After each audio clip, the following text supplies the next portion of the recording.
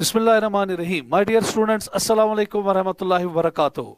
तो देखिए बेटा, आज हम आपके 12th पार्ट का जो है फिनिशिंग टच का लास्ट टॉपिक ले रहे हैं। मैंने ऑलरेडी बेटा इससे पहले बायोटेक्नोलॉजी का पार्ट 1 लिया था, तो आज मैं बेटा बायोटेक का पार्ट 2 ले रहा हूं। और इसी के साथ मैंने आपको कहा था कि मैं ह्यूमन जीनोम प्रोजेक्ट भी इसी में लूंगा और बेटा आपका डीएनए फिंगरप्रिंटिंग भी इसी में लिया जाएगा। तो चलिए बेटा, आज देखेंगे कि कितने क्वेश्चंस आज बेटा इन टॉपिक्स में डिस्कस हो जाएंगे। कुल मिला के बेटा 49 क्वेश्चंस आज डिस्कस हो जाएंगे, इंक्लूडिंग बेटा उसमें असर्शन और रीजनिंग में भी क्वेश्चंस होंगे। उसके बाद बेटा हमने पहले ही आपको बोला था, जिस दिन मैंने बेटा आपको बायोटेक का पार्ट 1 पढ़ाया था, तो मैंने कहा था पार्ट 1, पार्ट 2 और बेटा ह्यूमन जीनोम प्रोजेक्ट और जेनेटिक इंजीनियरिंग में एक्सपेक्टेड होते हैं कि 5 से 7 क्वेश्चंस आएंगे। एक्सपेक्टेड है बेटा, और ये तो कम से कम इतने क्वेश्चंस तो आने की बेटा 100% गारंटी है आपके नीट 2023 में। इससे भी बढ़ सकता है। तो चलिए बेटा, अब हम आज का पहला क्वेश्चन डायरेक्टली डिस्कस करेंगे, ज्यादा टाइम आपका जाया नहीं करेंगे। तो पहला क्वेश्चन बेटा देखिए क्या है, क्योंकि आज बेटा हमारा फोकस जो है वो बराबर बेटा एप्लीकेशंस पे होगा। पिछले लेक्चर में प्रोसेसिंग पे था, तो आज बेटा हमारा पूरा फोकस जो है वो एप्लीकेशंस पे है कि बायोटेक्नोलॉजी की कहां कहां पर हम बेटा इसका इस्तेमाल कर सकते हैं for the welfare of human beings. तो चले बेटा, पहला क्वेश्चन देख लीजिएगा। Which of the following is used in bioremediation. देखिए बेटा, सबसे पहले ये देखना आपको कि ये बायो रिमीडिएशन क्या है, क्योंकि आपके बेटा बायोटेक्नोलॉजी में एक जगह लिखा गया है बायो रिमीडिएशन। देखिए बेटा, बायो रिमीडिएशन मींस कि जहां पे हम बेटा ऑर्गेनिजम्स का इस्तेमाल करेंगे, जेनेटिकली मैनिपुलेटेड ऑर्गेनिजम्स का इस्तेमाल करेंगे, ताकि बेटा हमारे जो एनवायरनमेंट में बेटा पोल्यूटेंट्स है या इंप्यूरिटीज है उसको कैसे रिमूव करेंगे। और एक बैक्टीरिया है जिसको बेटा हम इस्तेमाल कर सकते हैं बायो रिमीडिएशन। फॉर एग्जाम्पल बेटा, आपके समंदर में कोई समुद्री जहाज डूब गया, वहां से ऑयल का रिसाव हुआ और ये ऑयल जो है समंदर के सतह पे आ गया, जिसके वजह से बेटा जो एक्वेटिक लाइफ समंदर के नीचे है उसको भरपूर ऑक्सीजन नहीं मिलेगा, तो खतरा है उस बेटा एक्वेटिक लाइफ को। तो वहां पे बेटा हम कुछ बेटा मॉडिफाइड ऑर्गेनिजम्स का इस्तेमाल करते हैं जो ऑयल स्पिल्स को रिमूव करते हैं। तो यहां पर एक बैक्टीरिया है जिसका इस्तेमाल बेटा किया जाता है बायो रिमीडिएशन में, एंड दैट इज सीडोमोनास पुटिडा। तो इसमें बेटा आप नजर रखिएगा कि एक बैक्टीरिया है जिसको हम बेटा सीडोमोनास पुटिडा कहते हैं। ये बहुत इंपॉर्टेंट काम का चीज है इन बायो रिमीडिएशन। तो ये पहला क्वेश्चन था। तो पहले क्वेश्चन का जो आंसर है दैट इज 3, थर्ड ऑप्शन बेटा। चलिए next question. Which of the following does not form the part of critical research of biotechnology. देखिए बेटा, यहां पे कुछ पॉइंट्स आपके सामने लाए गए हैं और यहां पे बेटा क्वेश्चन ये बोलता है कि इनमें बेटा जो ये 4 पॉइंट्स आपके सामने है, इनमें एक पार्ट बेटा क्रिटिकल रिसर्च ऑफ बायोटेक्नोलॉजी का नहीं है। तो कौन है वो? तो चलिए, providing the best catalyst in the form of improved organisms, usually a microbe और प्योर एंजाइम। यस बेटा, ये ठीक है, ये बेटा शाबाश कंपोनेंट है बायोटेक्नोलॉजी का। Creating optimal conditions through engineering for a catalyst act. Yes बेटा। उसके बाद कन्वेंशनल ब्रीडिंग, नो बेटा, कन्वेंशनल ब्रीडिंग का बेटा इसके साथ कुछ लेना देना नहीं है। डाउनस्ट्रीम प्रोसेसिंग टेक्नोलॉजी, ये तो मैंने कहा था कि यहां पे बेटा हम एक प्रोटीन को, डिजायर्ड प्रोडक्ट को या रिकमेंडेड प्रोडक्ट को बेटा प्यूरिफाइड फॉर्म या फिनिश्ड फॉर्म में हासिल कर देते हैं। तो आंसर बेटा यहां पर है तीसरा। नजर रखिएगा बेटा इन क्वेश्चंस पे, क्योंकि बहुत इंपॉर्टेंट बेटा ये छोटे छोटे क्वेश्चंस कभी पूछे जाते हैं। एक एक पॉइंट बेटा आपकी टेक्स्ट बुक से निकाला गया है। Which of the following is not correct about green revolution. देखिए बेटा, आपकी टेक्स्ट बुक ने ग्रीन रेवोल्यूशन का जिक्र किया है और फिर बेटा आपकी टेक्स्ट बुक कहती है कि जब ग्रीन रेवोल्यूशन बेटा इंट्रोड्यूस किया गया, नॉर्मन बोरलॉग का बेटा ये कांसेप्ट था, उसने बेटा बेइंतहाशा फूड प्रोडक्शन इंक्रीज करवाई by using pesticides, by using बेटा इंसेक्टिसाइड्स, बाय यूजिंग हर्बिसाइड्स, या बेटा जो मॉडर्न टेक्नोलॉजी एग्रीकल्चर में आई उसका बेटा एनहांस किया, सुपीरियर बेटा वैरायटीज लाई प्लांट्स की, ताकि बेटा प्रोडक्शन इंक्रीज हो जाए। तो अब क्वेश्चन यहां पे एक उठता है कि इनमें ग्रीन बेटा रेवोल्यूशन का एक कंपोनेंट नहीं है। तो देखेंगे क्या क्या टेक्स्ट बुक से ही पॉइंट्स लिए गए। It succeeded in tripling the food supply. Yes बेटा, ग्रीन रेवोल्यूशन इसीलिए तो कहते हैं, तो फूड प्रोडक्शन बहुत ज्यादा एनहांस हो गई इसकी वजह से। Increase yield was insufficient to feed the growing human population. Yes बेटा, ऑल्दो ग्रीन रेवोल्यूशन ने फूड प्रोडक्शन 3 गुना इंक्रीज की, मगर फिर भी बेटा जिस तेजी के साथ पॉपुलेशन इंक्रीज हो रही है उस तेजी के साथ बेटा हर किसी इंसान को भरपूर पेट खाना नहीं मिल रहा है। Increased yields could be attributed to improved crop varieties and use of agrochemicals. Yes बेटा। उसके बाद further increase in yield with existing varieties could be achieved using conventional breeding. नहीं बेटा, कैसे अचीव कर सकते हैं? कन्वेंशनल ब्रीडिंग से हम इनको फर्दर बेटा और इंप्रूव नहीं कर सकते हैं, क्योंकि ऑलरेडी इंप्रूव्ड वैरायटीज है। अब फर्दर कैसे और इंप्रूव करोगे? तो इससे बेटा इसका आंसर जो है वो 4 है। इन छोटे छोटे क्वेश्चंस पे बेटा ध्यान रखिएगा। नेक्स्ट, ये भी बेटा आपके टेक्स्ट बुक से ही क्वेश्चन, सारा है आपके टेक्स्ट बुक से ही। Which of the following is not an advantage of genetically modified crops? देखिए बेटा, जेनेटिकली मॉडिफाइड क्रॉप्स वो क्रॉप्स होते हैं जिसमें हमने बेटा जेनेटिक मैनिपुलेशंस की होती है, जिसमें हमने बेटा जीन्स को इंट्रोड्यूस किया होता है, या कुछ जीन्स को बेटा हमने साइलेंट किया होता है, इनएक्टिव करवाते हैं बेटा डिफरेंट मैकेनिज्म्स के जरिए। अब क्वेश्चन यहां पे ये उठता है कि इनमें एक एडवांटेज नहीं है जो हमें जेनेटिक मॉडिफाइड क्रॉप्स में मिलती है, increase crop tolerance to abiotic stresses like salt in soil. Yes बेटा, जो जेनेटिकली मॉडिफाइड ऑर्गेनिजम्स होते हैं उनमें बेटा ताकत होती है, कुवत होती है, वो एबायोटिक स्ट्रेसेस को झेलने में ज्यादा कामयाब होते हैं देन नॉर्मल प्लांट्स। सपोज बेटा अगर साल्ट सॉइल में ज्यादा है, पानी कम है, या टेम्परेचर या ह्यूमिडिटी ज्यादा है, तो जेनेटिकली मॉडिफाइड ऑर्गेनिजम्स उसमें अच्छी तरह से बेटा ग्रो कर पाते हैं देन नॉर्मल प्लांट्स। उसके बाद अगला, increase reliance on chemical pesticides. ना बेटा, कहां? क्योंकि हमने यहां पर बेटा जेनेटिकली मॉडिफाइड ऑर्गेनिज्म जब डिजाइन किए तो उसकी वजह से बेटा अब हमें इंसेक्टिसाइड्स, पेस्टिसाइड्स, हर्बिसाइड्स का इस्तेमाल कम करना पड़ा। ये बेटा ज्यादा जेनेटिकली मॉडिफाइड प्लांट्स बेटा ज्यादा इन एग्रोकेमिकल्स का इस्तेमाल नहीं करवाते हैं, तो इसलिए बेटा यही तो इनकरेक्ट ऑप्शन है। हां, अगर यहां होता बेटा रिडक्शन या decrease reliance on chemical pesticide तो फिर ठीक था। यहां क्या लिखा गया बेटा? इंक्रीज। इसकी वजह से बेटा ये स्टेटमेंट गलत हो जाती है। तो option is 2, reduction in post harvest losses. Yes बेटा, हमने कुछ ट्रांसजेनिक वैरायटीज बनाई जिसकी वजह से बेटा हमारे पोस्ट हार्वेस्ट लॉसेस घट गए। जैसे टोमेटो का नाम आपने सुना होगा बेटा, जो टमाटर है बेटा इस पे आपको बहुत ज्यादा सुनना पड़ता है। अगर कोई लड़का मेरा लेक्चर सुन रहा है तो जब वो घर बेटा टमाटर लाता है, मम्मा उसकी कहती है टमाटर लाओ, और अचानक बेटा जब मम्मा 1-2 दिन टमाटर को नहीं पकाती है तो टमाटर ही खराब हो जाती है और आपको खामखा में डांट पड़ती है। एक्चुअली मामा का कसूर, उसने नहीं पकाया, और डांट आपको पड़ती है क्योंकि टमाटर बेटा जल्दी खराब हो जाता है। और फिर हमने टमाटर की एक वैरायटी बना डाली and that is called as Flavr Savr variety of tomato, जिसमें बेटा हमने क्या किया, जिसमें हमने बेटा एक जीन को that is called as pTom8 gene जो है उसको इनएक्टिव करवा दिया, जिसकी वजह से बेटा शेल्फ लाइफ जो है वो इस टोमेटो प्लांट का इंक्रीज हुआ।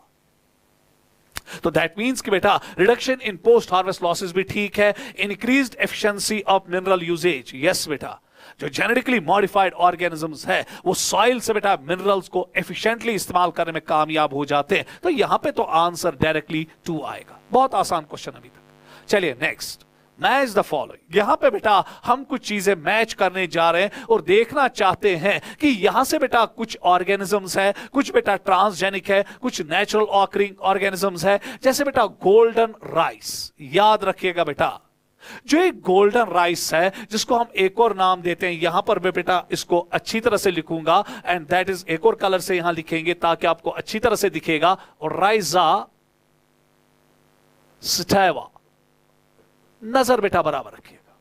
देखिए बेटा जो एक गोल्डन राइस है, नॉर्मल राइस आपको पता है बेटा वो आमतौर व्हाइट कलर का होता है, मगर जो एक गोल्डन राइस होता है ये बेटा येलो कलर का दिखता है। अब क्वेश्चन ये उठेगा कि जो गोल्डन राइस है और स्टाइवा है बेटा, ये एक ट्रांसजेनिक वैरायटी राइस की है जो साइंटिस्टों ने बेटा बनाई। अब देखिए बेटा क्यों बनाया गया, क्योंकि जो आपका राइस है, नॉर्मल राइस है, नेचुरल ऑकरिंग राइस है, जो व्हाइट इन कलर होता है, वो बेटा उसमें बीटा कैरोटीन कम होता है या बहुत ही कम या एब्सेंट होता है। और जब बेटा नेचुरल राइस में बीटा कैरोटीन कम होता है तो इसकी वजह से बेटा जब हम ये राइस खाते हैं तो जो हमारा लिवर है वो बीटा कैरोटीन उसको मिलता ही नहीं है, और जब बीटा कैरोटीन नहीं मिलता है तो विटामिन ए नहीं बनता है, विटामिन ए नहीं बनता है तो विटामिन ए ए की डेफिशिएंसी होती है, विटामिन ए की डेफिशिएंसी होती है, रोडोप्सिन में पिगमेंट नहीं बनता है, रोडोप्सिन में पिगमेंट नहीं बनता है, तो नाइट ब्लाइंडनेस होती है जिसको हम निक्टोलोपिया कहते हैं।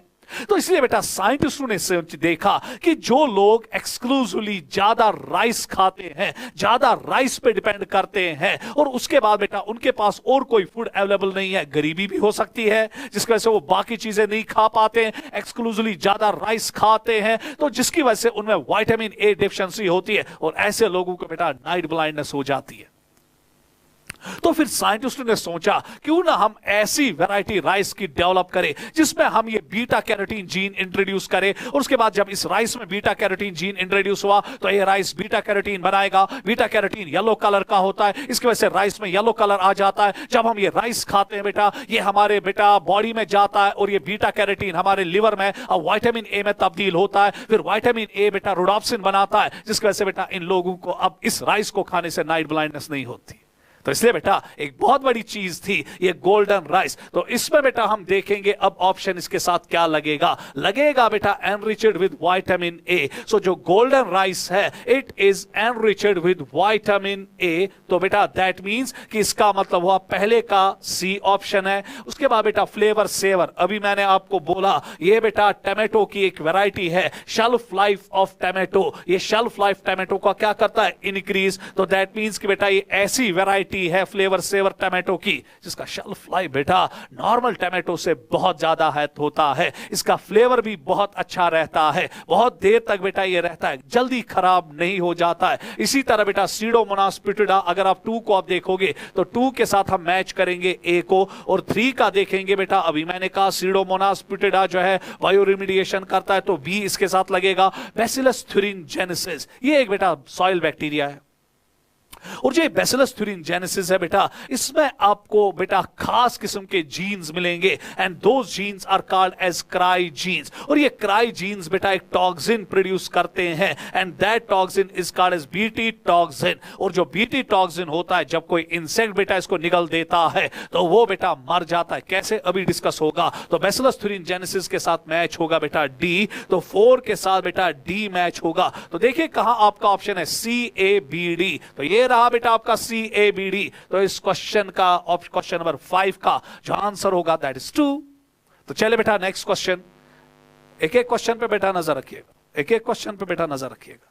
मेरा दावा है बेटा अगर यहीं से पेपर नहीं होगा तो बहुत कुछ करेंगे, ठीक है। तो चले बेटा अब यहां पे नजर रखिएगा, रीड द फॉलोइंग स्टेटमेंट्स। अब यहां पर आप स्टेटमेंट्स पे पढ़िए और इन पे बेटा आप नजर डालिए कि क्या बोला जा रहा है। All strains of Bacillus thuringiensis produce proteins that kill certain insects such as Lepidopterans, Coleopterans and Dipterans। अब जरा बेटा गौर से देखिएगा, क्या ये स्टेटमेंट ठीक है, गलत है? सर कैसे गलत है, टेक्स्ट बुक में तो हूबहू यही लिखा है। नहीं बेटा, टेक्स्ट बुक में लिखा है सम। मैंने क्या लिखा बेटा यहां, ऑल। तो ऑल के लिखने से ही बेटा ये स्टेटमेंट गलत हुई। हां अगर यहां सम होता तो फिर क्या मजा होता, स्टेटमेंट ठीक थी। तो ये बेटा पहली स्टेटमेंट आपकी गलत। उसके बाद दूसरा, Bacillus thuringiensis produce protein crystals during a particular phase of their growth but not itself get killed by Bt toxin as it exists as inactive prototoxin। हम तो बेटा बहुत सारे बच्चे ये देख लेते हैं या ये सोच लेते हैं जब वो ये लेक्चर पढ़ते हैं टेक्स्ट बुक पे या टीचर के पास इस लेक्चर को पढ़ते हैं, तो वो कहते हैं कि जो ये बीटी टॉक्सिन है जब इंसेक्ट इसको खाता है वो मर जाता है।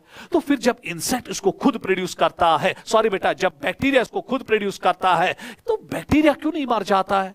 नहीं बेटा, बैक्टीरिया इसलिए नहीं मरता है क्योंकि बैक्टीरिया जब इस टॉक्सिन को बनाता है ये प्रोटॉक्सिन होता है, इनएक्टिव फॉर्म में होता है।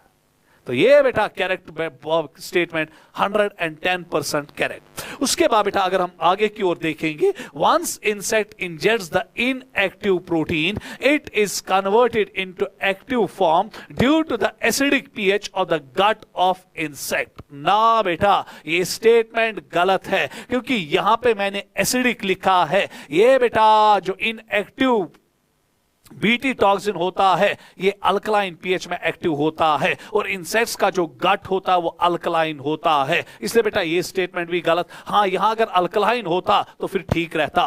The active Bt toxin in insect bind to the surface of hind gut epithelial cells. यहां पे नजर रखना बेटा, यहां पे नजर रखना। अगर हम देखेंगे बेटा, मैंने यहां हाइंड गट लिखा है, एक्चुअली बेटा ये मिड गट के एपिथेलियल सेल्स के साथ मिल जाता है, फिर उनमें पोर्स करता है, लाइसिस करता है, जिसकी वजह से इंसेक्ट मर जाता है। तो चौथी स्टेटमेंट गलत। उसके बाद toxin is encoded by a gene called cry gene, 100% correct. And most Bt toxins are insect group specific. इस पे नजर रखना बेटा, इस पे नजर रखना कि जो बेटा बीटी टॉक्सिन होता है ये बेटा स्पेसिफिक होता है for a specific group of insects, क्योंकि क्राई जीन्स बहुत सारे होते हैं। आपकी टेक्स्ट में बेटा 3 किस्म के क्राई जीन्स के बारे में लिखा है। तो जो क्राई जीन्स है वो डिफरेंट किस्म के बेटा टॉक्सिन्स बनाते हैं, और हर कोई टॉक्सिन स्पेसिफिक होता है for a specific group of insect. ऐसा नहीं है कि बेटा बीटी टॉक्सिन हर किसी इंसेक्ट को मारता है, ना, स्पेसिफिक होता है। तो ये स्टेटमेंट बेटा ठीक है, इस पे नीट के लिए नजर रखिएगा। तो चले बेटा, अगर हम देखेंगे यहां पे अब आपके पास क्या होना चाहिए, F T F F T. तो देखिए बेटा, एफ टी जो है वो ऑप्शन नंबर 2 है, तो क्वेश्चन नंबर 6 का आंसर 2 है। क्लियर बेटा? चलिए नेक्स्ट, छोटी छोटी चीजों पे नजर।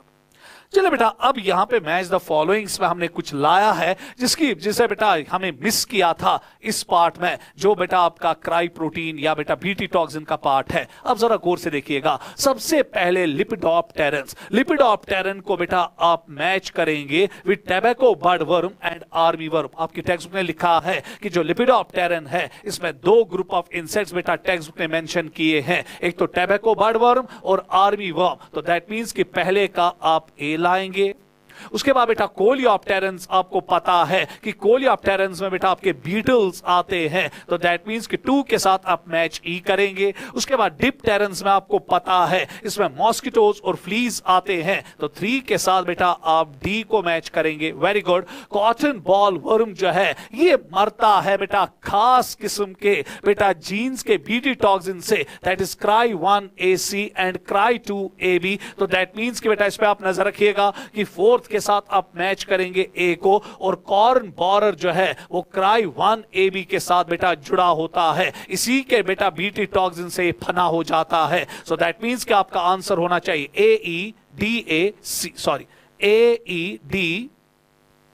और 4th को बेटा हमने किसके साथ लाया यहां पे, कॉटन बॉल वर्म के साथ, ए के साथ, एक मिनट, ए के साथ बेटा यहां पे है बी, सॉरी ये बी है यहां पर, तो आपका आंसर आना चाहिए BEDAC। तो आंसर बेटा 3 है। चलिए बेटा नेक्स्ट पॉइंट, इस पे नजर रखिएगा बेटा चार्ट पे। नेक्स्ट पॉइंट देखिए बेटा, अब हम एक कंसेप्ट की ओर यहां पे आ रहे हैं, and that's called as RNA interference. पहले थोड़ा बहुत बेटा आरएनए इंटरफेरेंस के बारे में सुन लो, तेजी के साथ जाऊंगा क्योंकि टाइम बेटा मेरे पास नहीं है। हम एज्यूम करते हैं फिनिशिंग टेस्ट सीरीज में कि आपने बेटा लगभग सब कुछ पढ़ा होगा, मगर खाली आपको यह बताया जाता है कि दिशा दी जाती है, डायरेक्शन दी जाती है कि कैसे आप अपनी टेक्स्ट बुक को हैंडल करोगे, क्योंकि बेटा इतना टाइम तो नहीं है। अगर हम आरएनए इंटरफेरेंस को ही डिस्कस करेंगे, मुझे पूरा यकीन है बेटा बराबर 1.5 घंटा लगेगा इसको आपको सिखाने में, पर अब थोड़ा बहुत बोलूंगा। देखिए बेटा, एक नेमेटोड है और नाम है उसका बेटा मिलाइडोजीन इनकॉग्निटा। बहुत खतरनाक गंदा नेमेटोड है। ये क्या करता है बेटा, इसका जो लार्वा होता है वो टैबेको के रूट सेल्स को बेटा इन्फेक्ट करता, इन्वेड करता है, और उसके बाद बेटा ये टैबेको को एक डिजीज कर डालता है, and that's called as root knot disease.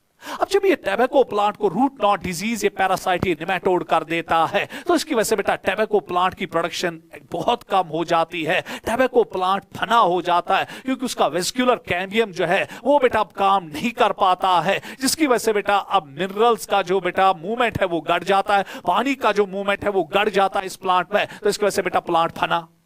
तो बेटा करोड़ों का नुकसान ये टैबेको इंडस्ट्री को ये नेमेटोड करता है। अब क्वेश्चन ये उठता है कि कैसे अब हम बेटा इस टैबेको प्लांट को रेजिस्टेंस दे अगेंस्ट दिस नेमेटोड। क्या ये पॉसिबल है? हाँ बेटा, एक टेक्निक है, and that is called as RNA interference. उसने बेटा ये पॉसिबल किया, इस टेक्निक से हमने ये पॉसिबल किया कि हम बेटा इस नेमेटोड या इस टैबेको प्लांट को रेजिस्टेंट बनाए अगेंस्ट दिस बेटा नेमेटोड। कैसे? टेक्निक है आरएनए इंटरफ्रेंस। देखिए बेटा आरएनए इंटरफ्रेंस अब क्या होता है, तेजी के साथ यहां पे चलेंगे। ये बेटा आपको खाली यूकैरियोटिक सेल्स में मिलेगा। किन सेल्स में मिलेगा? Eukaryotic cells. प्रोकैरियोटिक सेल्स में आरएनए इंटरफ्रेंस नहीं होता है। जब एक यूकैरियोटिक सेल में डबल स्ट्रैंडेड डीएनए अपीयर हो जाता है, चाहे वायरस के जरिए आया या फिर ट्रांसपोजान्स के जरिए आया, बेटा बहुत तेजी के साथ चल रहा हो, उसके बाद बेटा अब आपके प्रोकैरियोटिक सेल में एक खास किस्म का प्रोटीन जो है वो एक्टिव होता है एंड दैट्स कॉल्ड डाइसर। और डाइसर क्या कर देता है, वो बेटा इस डबल स्ट्रैंडेड आरएनए के टुकड़े टुकड़े करता है and those are called as, इन्हीं टुकड़ों को हम बेटा siRNA कहते हैं, स्मॉल इंटरफेरिंग आरएनए। फिर ये स्मॉल इंटरफेरिंग आरएनए क्या करता है, ये बेटा शाबाश जिस पर्टिकुलर जीन के लिए बेटा इसको बनाया गया होता है, ये उसके एमआरएनए को ही बेटा शाबाश साइलेंस करता है, खत्म कर देता है, जिसकी वजह से बेटा अब जो प्रोटीन है जो वो एमआरएनए बनाना चाहता था वो नहीं बनेगा। अब देखिए बेटा कैसे हमने इस चीज को किया। आपको आरएनए इंटरफ्रेंस मैंने बहुत तेजी के साथ बेटा 1 मिनट में समझा दिया। अब किसको समझ आया तो वो बेटा मैं नहीं कह सकता हूं, जिसने पढ़ा होगा अक्लमंद के लिए इशारा ही काफी है। नहीं तो अगर किसी ने ऐसे पढ़ा होगा कि एक टीचर ने बेटा बच्चे को कहा, बोलो जी मेरे बच्चे कौन सा जानदार ऐसा है जो अंडे भी देता है और दूध भी देता है, तो बच्चे ने कहा दुकानदार। अब जरा गौर से देखिएगा, क्योंकि दुकानदार अंडे भी बेचता है ना और दूध भी बेचता है। क्या करे बेटा, अगर किसी का कंसेप्ट इसी तरीके से डिजाइन हुआ होगा उसको ये लेक्चर समझ नहीं आएगा। अब जरा गौर फरमाइए बेटा यहां पे होता क्या है, गौर से नजर रखिएगा। देखिए बेटा होता क्या है कि जो ये बेटा मिलैडो जीन इनकॉग्निटा का लार्वा होता है, इसके लार्वा में बेटा एक एंजाइम बनता है and that enzyme is called as protease enzyme. और ये प्रोटीएस एंजाइम ये खास ग्रुप ऑफ जीन्स के जरिए बनाता है and those genes are called as ASP genes. और इसी एएसपी जीन्स की वजह से ये बेटा प्रोटीएस एंजाइम बनाता है, जिसकी वजह से ये लार्वा बेटा क्या करता है, ये टैबेको प्लांट के रूट सेल्स को इन्वेड करता है, खाता है रूट सेल्स को। और उसके बाद बेटा जब ये रूट सेल्स को खाता है तो ये आहिस्ता आहिस्ता रूट्स के अंदर घुस जाता है और वहां पे एक डिजीज करता है एंड दैट्स कॉल्ड एज बेटा रूट नॉट डिजीज, और टैबेको प्लांट को फना। अब क्वेश्चन ये उठता है कि हम क्या करें, तो देखिए बेटा साइंटिस्टों ने क्या किया, उन्होंने बेटा इसी एएसपी जीन का जो एमआरएनए है उसी के खिलाफ बेटा क्या की, आरएनए इंटरफ्रेंस। कैसे, अब देख लीजिए बेटा। उन्होंने एएसपी जीन का सीडीएनए लाया, आर्टिफिशियली बेटा इसको सिंथेसाइज किया। कैसे, एएसपी जीन का बेटा एमआरएनए लाया, फिर एमआरएनए को ट्रीट किया रिवर्स ट्रांसक्रिप्टेज से और वहां से बेटा सीडीएनए लाया डबल स्ट्रैंडेड। उसके बाद जो ये सीडीएनए है अब इन्होंने एग्रोबैक्टीरियम ट्यूमिफेशियंस पे बेटा इसको क्लोन कर बेटा लाइगेट करवाया। अब ये जीन जो है, जो ये सीडीएनए है, ये बेटा बेटा एग्रोबैक्टीरियम ट्यूमिफेशियन का जो टाइप्लाज्मिड है, डिसआर्म्ड टाइप्लाज्मिड है, उसके साथ इसको टैग किया गया, लाइगेट किया गया। उसके बाद बेटा इसको डाला गया टैबेको प्लांट सेल में। अब टैबेको प्लांट सेल में देखिए बेटा क्या हुआ, अब यहां पर एग्रोबैक्टीरियम ट्यूमिफेशियन डिसआर्म टाइप्लाज्मिड जो था आया और इसी में बेटा अब सीडीएनए किसका आया, नजर रखिएगा बेटा एएसपी जीन का। और ये वो जीन है बेटा जो हमें निमेटोड में मिलता है, जिसकी वजह से निमेटोड क्या बनाता है, एएसपी प्रोटीएस एंजाइम, ताकि वो प्रोटीएस एंजाइम बेटा टैबेको प्लांट के रूट सेल्स को क्या करे, डाइजेस्ट। नजर रखिएगा बेटा। अब इस टैबेको प्लांट सेल में हमने डाला ना बेटा सीडीएनए, किस जीन का, एएसपी जीन। एएसपी जीन किसमें बेटा, निमेटोड में। और ये कौन सा एंजाइम बनाता है, प्रोटीएस, जिसकी वजह से बेटा ये रूट सेल्स को इन्वेड करता है, डाइजेस्ट करता है, खाता है। अब जरा बेटा गौर से देखिएगा, अब हमने बेटा ये डबल स्ट्रैंडेड जो यहां पर बेटा सीडीएनए है इस तरीके से डिजाइन किया था कि ये भी एमआरएनए बनाए, इसका सेंस स्ट्रैंड भी एमआरएनए बनाए और इसका एंटीसेंस भी एमआरएनए बनाए। सो दैट मींस कि सीडीएनए का एंटीसेंस स्ट्रैंड भी एमआरएनए बनाता है और बेटा सेंस स्ट्रैंड भी एमआरएनए बनाता है। अब आपको खुदा की कसम है बेटा, जब इस सीडीएनए का एंटीसेंस स्ट्रैंड भी एमआरएनए बनाएगा, सेंस स्ट्रैंड भी एमआरएनए बनाएगा, ये कंप्लीमेंट्री है ना, तो ये एक दूसरे के साथ जुड़ जाएंगे तो बनाएंगे ना बेटा डबल स्ट्रैंडेड आरएनए। और तैयार रहिए बेटा, जब यहां पे डबल स्ट्रैंडेड आरएनए बना किसमें बेटा, टैबेको सेल में। Tobacco cell is a eukaryotic cell. तो अब बेटा क्या होगा, डाइसर इसके टुकड़े टुकड़े करेगा और जब डाइसर इसके टुकड़े टुकड़े करेगा, अब इस टैबेको प्लांट में है ना siRNA, स्मॉल इंटरफेरिंग आरएनए, पर टैबेको प्लांट का कुछ नहीं बिगाड़ेगा।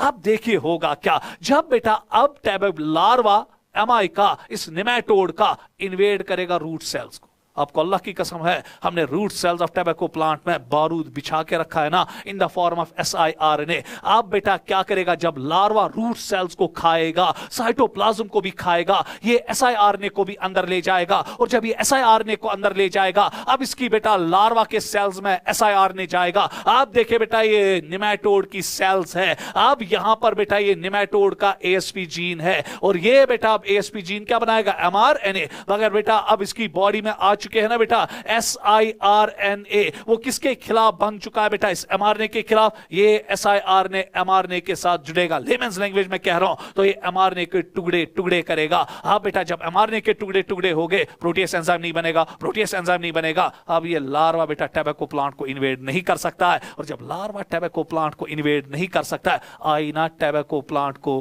Resistance against the invasion by this larva. तो लार्वा बेटा अब इस टैबेको प्लांट को जो ही खाएगा वो ही मरेगा, तो उसका लाइफ साइकिल ही कंप्लीट नहीं होगा। मिली ना टैबेको प्लांट को बेटा रेजिस्टेंस। सो यही था बेटा आरएनए इंटरफेरेंस का टेक्निक जो हमने टैबेको प्लांट में इस्तेमाल किया। तो देखिए बेटा, अब जिसने इसको थोड़ा बहुत पढ़ा होगा तो उसको कंसेप्ट समझ में आया होगा कि सर ने हमें 5 मिनट में ही आरएनए इंटरफेरेंस का पंगा जो है वो क्लियर कर दिया। तो देखिए बेटा, अब यहां पे पहला पॉइंट, आरएनए इंटरफेरेंस, नजर रखिएगा बेटा बराबर, takes place in both prokaryotic as well as eukaryotic cells as a method of cellular defence, है ना बेटा। कहा था मैंने कि डबल स्ट्रैंडेड डीएनए, जब भी एक यूकैरियोटिक सेल में डबल स्ट्रैंडेड डीएनए जाता है, चाहे वो वायरस के जरिए जाए, चाहे वो ट्रांसपोजान्स के जरिए बने, जो मोबाइल जेनेटिक एलिमेंट्स बेटा नेचुरल यूकैरियोटिक सेल्स में होते हैं। तो अब बेटा देखिए, ये उस टाइम बेटा इस डबल स्ट्रैंडेड आरएनए के टुकड़े टुकड़े करता है। डिफेंस मैकेनिज्म है ना, जैसे रेस्ट्रिक्शन एंडोन्यूक्लियस बैक्टीरिया में डिफेंस मैकेनिज्म था against the double stranded DNA, इस तरह यूकैरियोटिक सेल्स में डिफेंस मैकेनिज्म है against the double stranded RNA, and that's called as RNA interference, जहां पे बेटा यूकैरियोटिक सेल डाइसर्स का इस्तेमाल करता है और बेटा double stranded DNA double strand RNA के टुकड़े टुकड़े कर देता है। तो चलिए बेटा देखेंगे कि RNA interference takes place in both prokaryote as well as eukaryote. गलत, it takes place only in eukaryotic cells. तो पहली स्टेटमेंट गलत। आगे बढ़ेंगे, it involves silencing of a specific mRNA due to complementary double-stranded molecule that binds to and prevents transcription of the mRNA। अब जरा बेटा गौर से देखिएगा, यहां पे जब आप इस स्टेटमेंट को पढ़ोगे, आप मजे में आगे बढ़ोगे, कोई परेशानी आपको नहीं मिलेगी। परेशानी है, बारूद है, एक जगह मुसीबत है, मुसीबत ट्रांसक्रिप्शन है बेटा। Transcription means formation of mRNA. यहां एमआरएनए बनता है पर फिर एमआरएनए जो है बेटा वो प्रोटीन नहीं बना पाता है, एमआरएनए फिर प्रोटीएस एंजाइम नहीं बना पाता है, जिसकी वजह से बेटा लार्वा जो है जब प्रोटीएस एंजाइम नहीं बना पाता है वो रूट सेल्स को इन्वेड नहीं करता है। सो यहां पे एमआरएनए को प्रोटीन नहीं बनाने दिया जाता है, सो दैट मींस यहां एमआरएनए की ट्रांसलेशन नहीं होती है। सो अगर यहां ट्रांसलेशन लिखा गया होता तो क्या बात होती, ये स्टेटमेंट करेक्ट होता, मगर इसकी वजह से बेटा स्टेटमेंट इनकरेक्ट। देखिए छोटी सी बात जिस पे आपकी नजर कभी नहीं पड़ेगी। उसके बाद बेटा सोर्स ऑफ कॉम्प्लीमेंट्री आरएनए, कहां से कॉम्प्लीमेंट्री आरएनए आ सकता है? या तो डायरेक्टली आ सकता है वायरस के जरिए, या फिर ट्रांसपोजान्स के जरिए जो बेटा सेल्स में रहते हैं, जीन्स में रहते हैं, they are also called as mobile genetic elements. तो source of complementary RNA could be from infection by viruses having RNA genome. जरूरी आरएनए जीनोम होगा वहां पे बेटा, अगर डीएनए जीनोम होगा फिर नहीं होगा। ये खाली उन्हीं वायरसेस के खिलाफ होता है जिनमें डबल स्ट्रैंडेड आरएनए है, और transposons mobile genetic elements that replicate via RNA intermediate. लंबी कहानी है, नहीं बता सकते यहां पे, तो ये स्टेटमेंट करेक्ट। उसके बाद RNA interference was adopted to prevent root knot disease in tobacco plant caused by a nematode Meloidogyne incognita. तो ये बेटा स्टेटमेंट करेक्ट है। तो चले बेटा, इसमें अगर आप गौर से देखेंगे, दो स्टेटमेंट्स, पहली दो स्टेटमेंट्स गलत है और उसके बाद अगली दो स्टेटमेंट्स करेक्ट है। तो answer is 1, first and second are incorrect and third and fourth are correct. 100% बेटा। आगे बढ़ेंगे, चले बेटा, अभी भी आरएनए इंटरफेरेंस पे कुछ क्वेश्चंस आ रहे हैं। चलिए, which of the following, read the following and select the correct option with respect to RNA interference in plants। नजर बेटा बराबर, nematode specific genes were introduced into the host plant by using disarmed tie plasmid of Bacillus thuringiensis। यहां पर भी बेटा आप easily आगे बढ़ोगे। आपको मालूम है कि यहां पे साइंटिस्टों ने बेटा जब एएसपी जीन से बेटा सीडीएनए बनाया, फिर उन्होंने टाई प्लाज्मिड का इस्तेमाल किया ताकि प्लांट सेल में बेटा, टैबेको प्लांट सेल में इसको इंट्रोड्यूस किया जाए। मगर बेटा यहां पे लिखा गया ना बैसिलस thuringiensis, टाइप्लाज्मिड बैसिलस thuringiensis की मिल्कियत नहीं है, एग्रोबैक्टीरियम ट्यूमेफेशियंस की मिल्कियत है, तो स्टेटमेंट गलत। उसके बाद बेटा introduction of DNA was such that it produces both sense and antisense RNA in the host cell. Yes बेटा, जो सीडीएनए इस तरीके से डिजाइन किया गया था ताकि बेटा सीडीएनए का एंटीसेंस स्ट्रैंड भी और सेंस स्ट्रैंड भी क्या बनाए, एमआरएनए। नहीं तो आपको पता है बेटा, जब आपने डीएनए का रेप्लिकेशन पढ़ा होगा, फिर डीएनए का ट्रांसक्रिप्शन पढ़ा होगा, आपने वहां पे ट्रांसक्रिप्शन में पढ़ा होगा खाली एंटीसेंस स्ट्रैंड एमआरएनए बनाता है, पढ़ा होगा टेक्स्ट बुक पे। तो दैट मीन्स कि बेटा ये स्टेटमेंट जो दूसरी स्टेटमेंट है ये करेक्ट है। Sense and antisense strand being complementary है to each other form double stranded बेटा dRNA that initiates RNA interference and silenced all the mRNAs of the nematode. All लिखा है बेटा, ये कहां सारे बेटा एमआरएनएस को साइलेंस करेगा, ये खाली प्रोटीएस बेटा जीन, एएसपी जीन के एमआरएनए को साइलेंस करेगा। हां, अगर यहां स्पेसिफिक होता तो क्या मजा होता, यहां पे क्या लिखा गया, ऑल। अरे सारे जीन्स के एमआरएनए को इनएक्टिव नहीं कर डालता है, ये खाली उसी जीन को बेटा इनएक्टिव कर देता है, उसी एमआरएनए को इनएक्टिव किया करता है जिसके लिए बेटा इसका सीडीएनए बना होता है, जिसके लिए बेटा इसके एसआईआरएनएस बने होते हैं। तो लॉजिक से ही कहते हैं कि दिस स्टेटमेंट इज रॉन्ग। तो चले बेटा चौथी statement, parasite could not survive in the transgenic host expressing specific interfering RNA.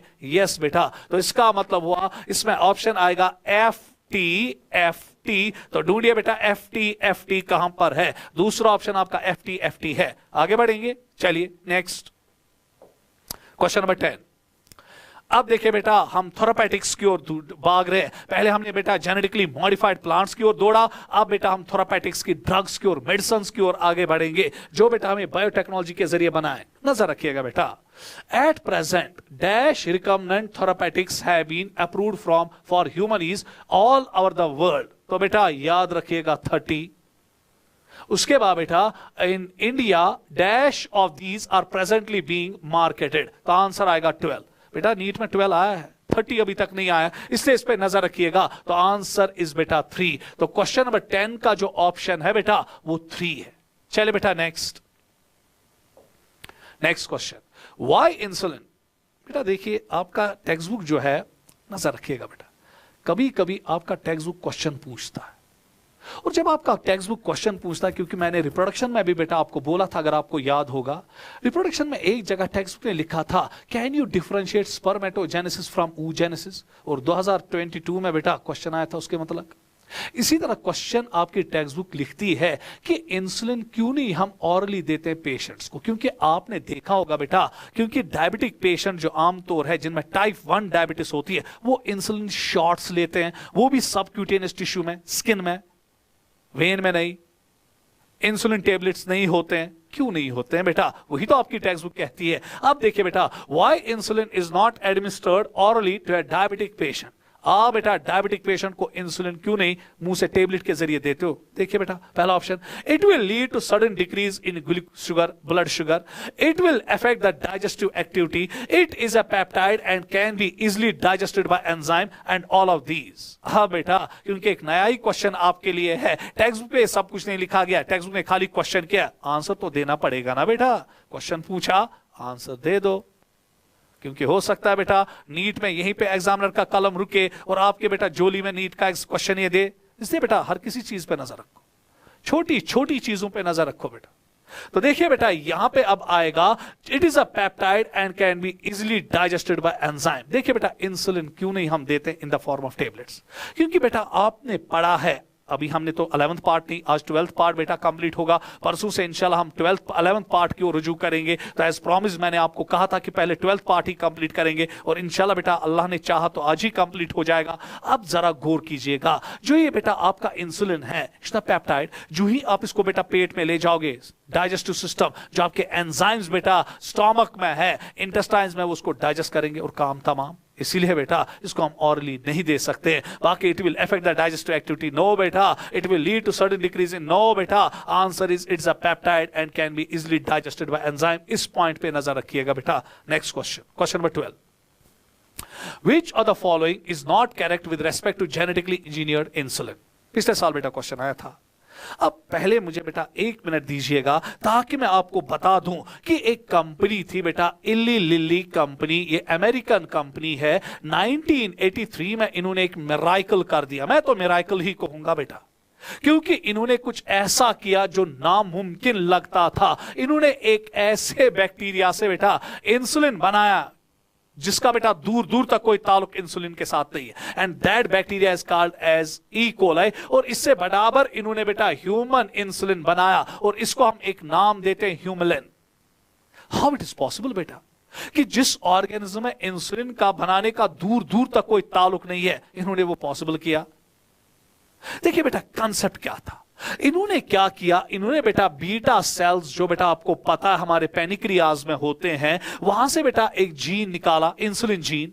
पर प्रॉब्लम ये थी कि जो ये इंसुलिन जीन है ये बेटा यूकैरियोटिक जीन है, क्योंकि यूकैरियोटिक सेल में है। और आपको पता है बेटा कि जो जीन होता है यूकैरियोटिक जीन में, मोस्टली जो यूकैरियोटिक जीन है स्प्लिट जीन्स है। स्प्लिट जीन्स मींस कि इनमें बेटा कुछ रीजन्स में इंफॉर्मेशन होती है और कुछ रीजन्स में इंफॉर्मेशन नहीं होती है। जिन रीजन्स में इंफॉर्मेशन नहीं होती है they are called as introns, और जिन रीजन्स में बेटा इंफॉर्मेशन होती है they are called as exons. अब जरा गौर से देखिएगा, अब इंट्रॉन्स और एक्सॉन्स जो है जब बेटा ये ट्रांसक्राइब करते हैं तो ये हमेशा बनाते हैं HNRNA, फिर HNRNA में स्प्लाइसिंग होती है और स्प्लाइसिंग के जरिए बेटा इंट्रॉनिक सीक्वेंसेस को दफा किया जाता है। तो फिर अल्टीमेटली बेटा पोस्ट ट्रांसक्रिप्शनल मॉडिफिकेशंस में mRNA बनता है। फिर यही mRNA जाता है बेटा राइबोसोम्स पे और क्या करता है, बनाता है बेटा प्रो इंसुलिन। और प्रो इंसुलिन बेटा जब बनता है इसमें शब्बा बेटा एक बड़ा पेप्टाइड बनता है जिसमें B सब यूनिट होता है, C सब यूनिट होता है, A सब यूनिट होता है। फिर बेटा इस C पार्ट को दफा किया जाता है पोस्ट ट्रांसलेशनल मॉडिफिकेशंस के जरिए। फिर A पार्ट और B पार्ट को मिलाया जाता है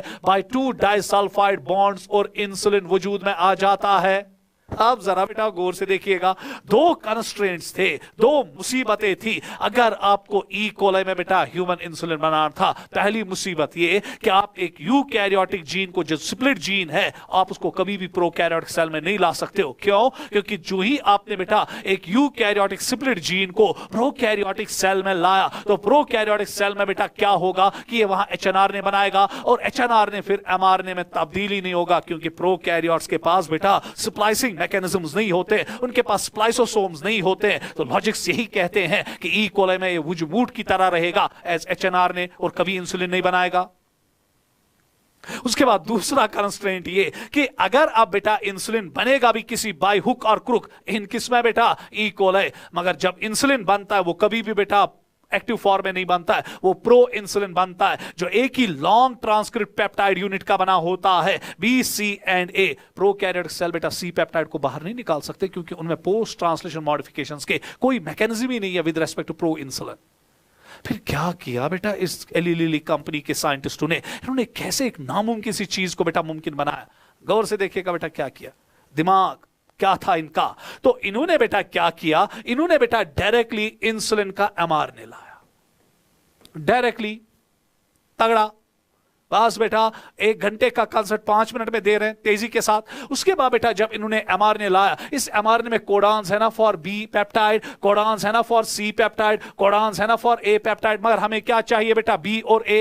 तो फिर बेटा इन्होंने क्या किया, इन्होंने B पार्ट के कोडान्स से अलग किस्म का cDNA बनाया। उसके बाद बेटा A पार्ट से अलग किस्म का cDNA बनाया with the help of reverse transcriptase enzyme. अब कितने बेटा DNA बने? 2। अब उसके बाद क्या किया, क्लोनिंग वेक्टर लाया और एक और क्लोनिंग वेक्टर लाया। इस क्लोनिंग वेक्टर में क्या किया, एक क्लोनिंग वेक्टर में cDNA बेटा A पार्ट का लाया, दूसरे क्लोनिंग वेक्टर में बेटा cDNA A पार्ट का लाया। फिर इन क्लोनिंग वेक्टर्स को बेटा अलग अलग डाला ई कोलाई में। अब ई कोलाई ने क्या किया बेटा, इस क्लोनिंग वेक्टर में जिसमें A पेप्टाइड का बेटा cDNA है, ये A पेप्टाइड चेन बनाएगा, ये B पेप्टाइड चेन बनाएगा। फिर बेटा इसी ई कोलाई से A और B पेप्टाइड चेन्स को अलग निकाला, उनमें डाइसल्फाइड बॉन्ड एस्टेब्लिश किया और ह्यूमन इंसुलिन तैयार। किडनी, दिमाग, कैसा दिमाग लेकर चलते हैं बेटा ये साइंटिस्ट, एक इम्पॉसिबल चीज को भी बेटा पॉसिबल कर दिया। यही तो है बेटा आपके क्वेश्चन में अब यहां पे पिटारे में कि क्या आपको बेटा यहां पे याद रखना है, which of the following is not correct with respect to genetically engineered insulin. पहला, insulin used for diabetic patients for early extracted from pancreas of slaughtered cattles and pigs. Yes बेटा, क्योंकि इली लिली कंपनी ने बेटा Humulin या human insulin ई coli में 1983 से बनाया।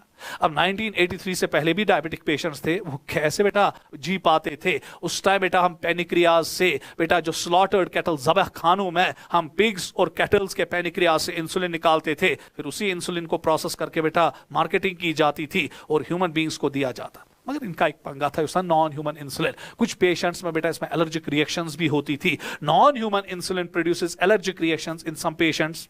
100% correct. In human insulin, if in human insulin is synthesized as a pro-hormone, yes beta, which contains an extra structure called C-peptide, which is removed during post-translational modifications. Yes beta, A and B chains of insulin are linked together by a single disulfide bond. ना बेटा, अभी मैंने कहा कि ये बेटा एक दूसरे के साथ जुड़े होते हैं by 2 disulfide bonds. यहाँ क्या लिखा गया बेटा? Single. तो ऑप्शन इज 4। नजर बेटा बराबर। नेक्स्ट क्वेश्चन, चले बेटा टेक्स्ट बुक की diagram. What does the diagram depicts? Depict तो बहुत कुछ कर रही है बेटा। देखिए यहां पे आपको क्या मिलता है। यहां पे अगर आप इस डायग्राम की ओर देखोगे, ये आपका बी पेप्टाइड है, ये आपका सी पेप्टाइड है और ये आपका ए पेप्टाइड है। अब देखिए बेटा हमने क्या किया, C peptide post translation modification के जरिए बाहर, फिर ए और बी पेप्टाइड के बीच में डाइसल्फाइड बॉन्ड एक और ये 2, सो 2 डाइसल्फाइड बॉन्ड्स और इंसुलिन बना। अब देखिए बेटा यहां पे आप नजर रखिएगा क्या डिपिक्ट करता है, डिग्रेडेशन ऑफ इंसुलिन। हाँ बेटा ये formation of insulin, formation of pro insulin ना, प्रो इंसुलिन ये है तो ये फॉर्मेशन ऑफ प्रो इंसुलिन नहीं दिखा रहा है। Maturation of pro insulin into insulin, yes बेटा। Addition of C peptide to pro insulin ना, प्रो इंसुलिन में एडिशन कहां बेटा सी पेप्टाइड की होती है। तो आंसर इज 3। इस क्वेश्चन पे बेटा आप नजर रखिएगा नीट के लिए। Next, choose the correct option from the statement given below. In 1983, Eli Lilly, an American company, prepared 2 DNA sequences corresponding to A and B chains, सब कुछ बेटा रिपीट हो रहा है, of human insulin and introduced them in plasmids of E. coli to produce A and B chains. Yes बेटा ठीक, इसमें कोई परेशानी नहीं है, अभी सिखाया। A and B chains were produced separately in E. coli. They were extracted and combined by creating disulfide bonds for human insulin. दोनों स्टेटमेंट तगड़ी, तो आंसर आएगा बेटा शाबाश, बोथ स्टेटमेंट्स आर करेक्ट। तो 13th क्वेश्चन का जो ऑप्शन होगा वो 3 होगा बेटा, कोई परेशानी नहीं। नेक्स्ट देखिए बेटा यहां पे हमें क्या करना है। यहां पे मैंने इस क्वेश्चन में बेटा आपको बोला है कि कैसे हमने बेटा इंसुलिन बनाया। अभी बेटा पता चलेगा आपको, अगर आप गौर से देखेंगे सबसे पहले synthesis of gene for human insulin artificially.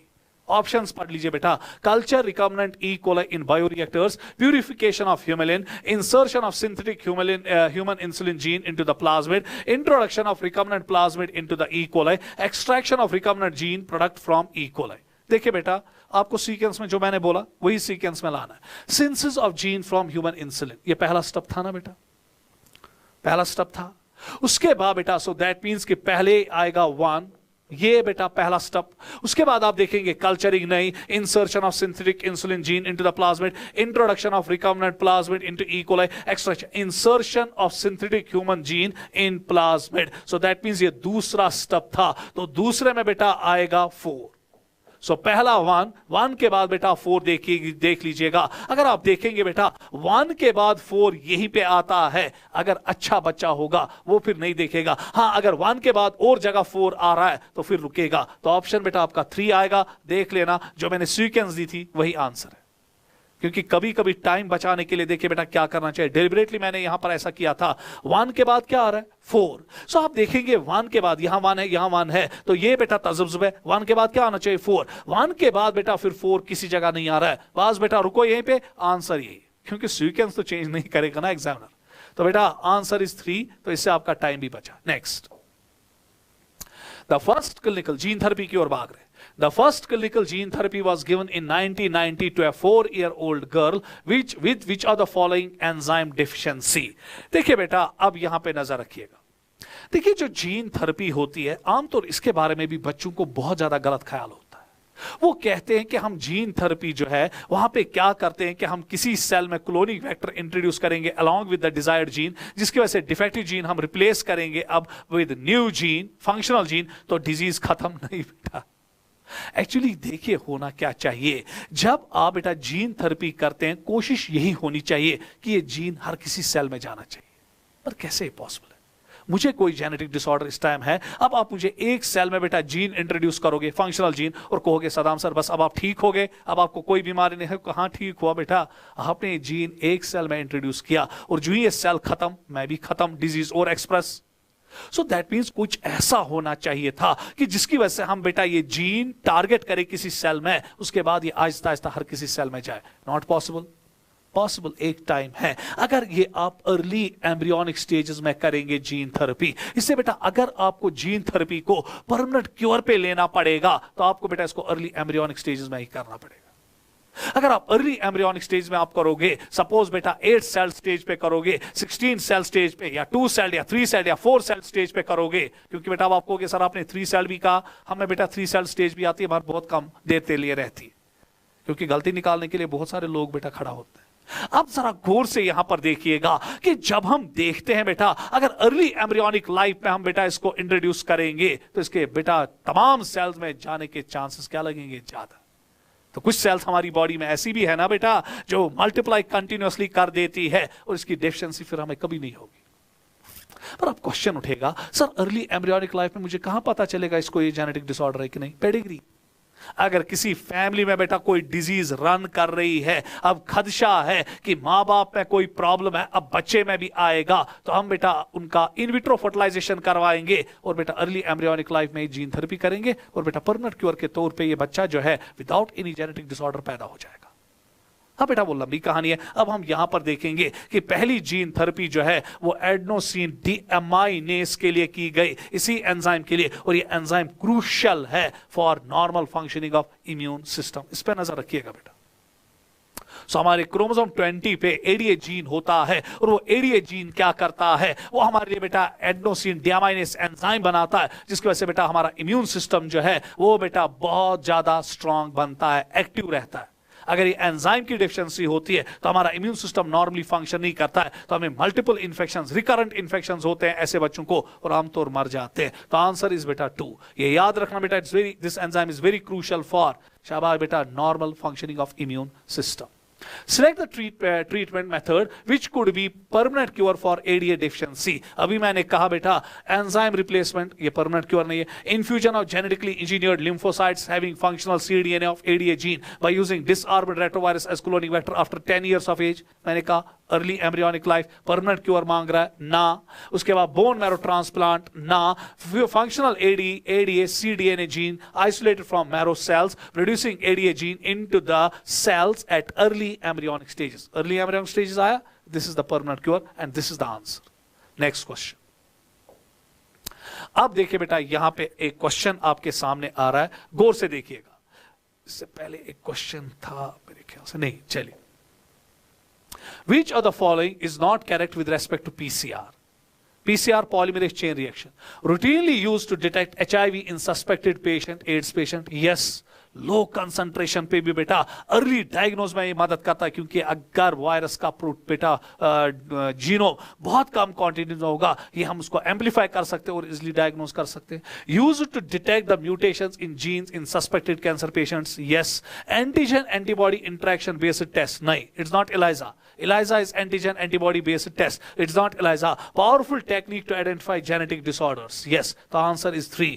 इस क्वेश्चन पे बेटा नजर रखिएगा नीट 2023 के लिए। Next question. Find out the incorrect statement. यहां पे अब आप जी इनकरेक्ट स्टेटमेंट देखिए क्या है। Probe is a single-stranded DNA tagged with radioactive molecules. ना बेटा, probe is a single-stranded DNA or RNA molecule. Statement गलत। Clone having mutated gene will appear on the photographic film using autoradiography. गलत। अच्छा बेटा clone जो है वो आपके बेटा having mutated gene photographic film पे कभी भी अपने प्रोब वीएनटीआर के साथ नहीं मिल सकता है, क्योंकि उसकी बेसिस में म्यूटेशंस आई होती है, और जब आप प्रोब लेते हो एज वीएनटीआर वो बेटा कंप्लीमेंट्री बेस पेयरिंग नहीं कर पाता, इसलिए बेटा वो फोटोग्राफिक फिल्म पे नहीं दिखता है। ऑप्शन गलत। Probe will have complementarity with the mutated gene. कैसे? म्यूटेटेड जीन में बेसिस चेंज हुई होती है, वीएनटीआर का प्रोब उसके साथ कैसे मिल सकता है? या बेटा सीधे प्रोब या वीएनटीआर को क्यों लेंगे, सीधे प्रोब कैसे उसके साथ मिलेगा? उसके बाद ELISA enzyme linked immunosorbent assay is based on the principle of antigen antibody interaction. Yes, antigens are mostly glycolipids और ग्लाइकोप्रोटीन्स। नो बेटा, they are not mostly glycolipids, they are mostly proteins. Statement गलत है। तो चले बेटा देखिए अब statement में क्या आना चाहिए, F F F T F. तो F F F T F. Answer is 4. Next. Arrange the steps of ADA deficiency treatment in sequence. देखिए बेटा अब आपको सीक्वेंस में लाना है कि अगर आपने किसी को एडीए डेफिशिएंसी है तो कैसे बेटा हम करते हैं। देखिए हम क्या करते हैं, हम पेशेंट से लिम्फोसाइट्स लाते हैं, फिर हम क्या करते हैं, हम बेटा शाबाश सीडीएनए लाते हैं एडीए जीन का, फिर रेट्रोवायरस में उसको इंट्रोड्यूस करते हैं, फिर ये रेट्रोवायरस बेटा containing cDNA of ADA gene infect करते हैं लिम्फोसाइट्स को, और फिर इन्हीं जेनेटिकली इंजीनियर्ड लिम्फोसाइट्स को हम पेशेंट में वापस भर देते हैं। तो देखिए बेटा lymphocytes with ADA cDNA is returned to the patient. Now lymphocytes from the blood of the patient are grown in the culture outside the body. Functional ADA cDNA using retrovirus is introduced into the lymphocytes. ये पहला step, ये दूसरा step और ये तीसरा step. तो देखिए बेटा कहां पे है आपका 2, 3 and 1। Answer is 3। Next question, which of the following techniques serve the purpose of early diagnosis than most of the conventional methods of diagnosis? देखिए बेटा जब इंशाल्लाह आप डॉक्टर बनोगे, आपके पास कोई पेशेंट आएगा तो डायग्नोसिस तो डिजीज को करना पड़ेगा। अब डिजीज डायग्नोसिस में देखिए बेटा क्या हो जाता है, गौर से यहां पर देखिएगा। जब भी आप कोई डिजीज डायग्नोज करते हो, जितना अर्ली डायग्नोसिस होगा उतना आप डिजीज को जल्दी पकड़ पाओगे, जितना आप डिजीज को जल्दी पकड़ पाओगे उतना आप पेशेंट को जल्दी बेटा इजिली ट्रीट कर पाओगे, उसमें कॉम्प्लिकेशंस डेवलप नहीं होंगे। पर जो हमारे पास कन्वेंशनल टेस्ट है बेटा, यूरिन टेस्ट है, ब्लड टेस्ट है, सीरम टेस्ट है, स्प्यूटम टेस्ट है, ये कन्वेंशनल मेथड्स है। ये पैथोजन को तब पकड़ते हैं जब उसका टाइटर बेटा ब्लड में बहुत ज्यादा होता है, बॉडी में बहुत ज्यादा होता है, तब तक उसने हमें बेटा मुसीबत में डाला होता है। क्या कोई ऐसी टेक्निक्स है जिससे हम बेटा पैथोजन को अर्ली डिटेक्ट कर सकते हैं? यस बेटा, अगर आप देखेंगे रिकम्बिनेंट डीएनए टेक्नोलॉजी है, पीसीआर है और इलाइजा है, ये वो तीन बेटा ऐसे बेटा मेथड्स है जिससे हम अर्ली डायग्नोज कर सकते हैं। तो आंसर आएगा 4th ABC ओनली। इस पे नजर रखिएगा बेटा नीट के लिए। Pathogens even produce symptoms when their concentration is very low in the body. गलत बेटा, यहां पे very high in the body. So जब पैथोजन का बेटा टाइटर बहुत ज्यादा इंक्रीज होता है तभी तो वो सिम्टम्स लाता है। तो ये बेटा ऑप्शन लो की वजह से गलत। Very low concentration of pathogens can be detected by amplification of their nucleic acids by PCR. Yes बेटा, इसलिए पीसीआर को हम बेटा अर्ली डायग्नोस के तौर पे इस्तेमाल कर देते हैं। तो statement 1 is incorrect and second is correct. तो option is 2। Next question, Which of the following statement is not correct regarding transgenic animals? अब मैं बेटा ट्रांसजेनिक एनिमल्स की ओर आ रहा हूं। Animals that had with their DNA manipulated to possess and express an extra gene are known as transgenic animals. Statement ठीक। 90% existing transgenic animals are mice. गलत बेटा, answer should be here it should be 95%. तो statement गलत। Transgenic animals are designed to allow the study of how genes like insulin-like growth factor are regulated and perform normal functions. Yes बेटा, हम transgenic animal से किसी भी gene का बेटा function या उसका फिजियोलॉजी स्टडी कर सकते हैं, उसकी रेगुलेशन स्टडी कर सकते हैं। Transgenic mice are being used to testify the safety of the polio vaccine. इस पॉइंट पे बेटा नजर रखिएगा नीट के लिए। तो आंसर इज 2। इसमें रॉन्ग स्टेटमेंट ऑप्शन 2 है। Next, transgenic animals exist for how many human diseases given in the box below? देखिए बेटा, अगर हमें किसी ह्यूमन डिजीज को स्टडी करना है, तो हमने उनके लिए ट्रांसजेनिक मॉडल्स बेटा, ट्रांसजेनिक एनिमल्स बेटा डिजाइन करके रखे ताकि हमें पता चले कि इस डिजीज की पैथोफिजियोलॉजी क्या है, कैसे ये बेटा अपना डिजीज जो है वो अपना बेटा काम करता है, कैसे अपने आप को एक्सप्रेस करता है और कौन कौन सी चीजें बेटा ये लाता है एक बेटा इस पर्सन, इन्फेक्टेड पर्सन। तो इसलिए इसको स्टडी करने के लिए बेटा हमने बहुत सारे ट्रांसजेनिक एनिमल्स बनाए हैं। किस किस डिजीज के लिए? कैंसर के लिए टेक्स्ट बुक ने लिखा है, सिस्टिक फाइब्रोसिस के लिए, रूमेटॉइड आर्थराइटिस के लिए और अल्जाइमर्स डिजीज के लिए, हीमोफिलिया के लिए नहीं, फिनाइल कीटोन्यूरिया के लिए नहीं, एम्फाइसीमा के लिए नहीं। तो टेक्स्ट में भी 4 लिखा है, हम भी यहां पे 4 ही याद रखेंगे। Next, find out incorrect statement. यहां पे बेटा नजर रखिएगा, पहले मैं थोड़ा बहुत पानी पीऊंगा।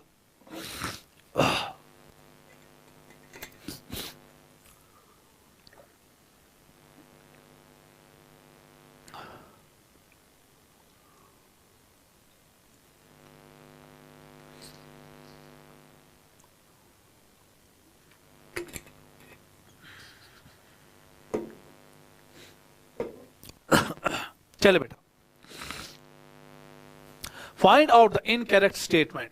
Transgenic animals have been developed that produce useful biological products at low cost that can be used to treat different diseases. Yes बेटा, हमने क्या किया, हमने कुछ बायोलॉजिकल प्रोडक्ट्स को जो बहुत ज्यादा कॉस्टली थे उनको कॉस्ट इफेक्टिव बनाया। पता है क्यों? क्योंकि हमने मिलिच एनिमल्स में बेटा कुछ जीन्स इंट्रोड्यूस किए कुछ बायोलॉजिकल प्रोडक्ट्स के लिए, ताकि हमें वो बायोलॉजिकल प्रोडक्ट उनके मिल्क से मिले, जिससे बेटा इनका कॉस्ट बहुत घट गया, जिसमें अल्फा 1 एंटीट्रिप्सिन काबिल जिक्र है। Alpha 1 antitrypsin formed by this technique is used to treat emphysema. इस पे बेटा नजर रखिए, क्योंकि अल्फा 1 एंटीट्रिप्सिन क्या करता है, ये बेटा न्यूट्रोफिल से बेटा जो सीरेस प्रोटीएस एंजाइम निकलता है, सीरीन प्रोटीएस एंजाइम निकलता है, उसको बेटा चिलेट कर देता है और लंग्स के टिश्यूज पे उसको इफेक्ट नहीं होने देता है। लंबी कहानी है। And attempts are being made for treatment of phenylketonuria and cystic fibrosis, दूध जैसी statement. In 1997, first transgenic cow, Rosie, produced human protein enriched milk containing alpha-lactalbumin 2.4 grams per liter. इसके दूध में बेटा कितना ह्यूमन alpha-lactalbumin निकला? 2.4 gram per liter was nutritionally a more balanced product of human babies than the natural cow milk. 100% correct.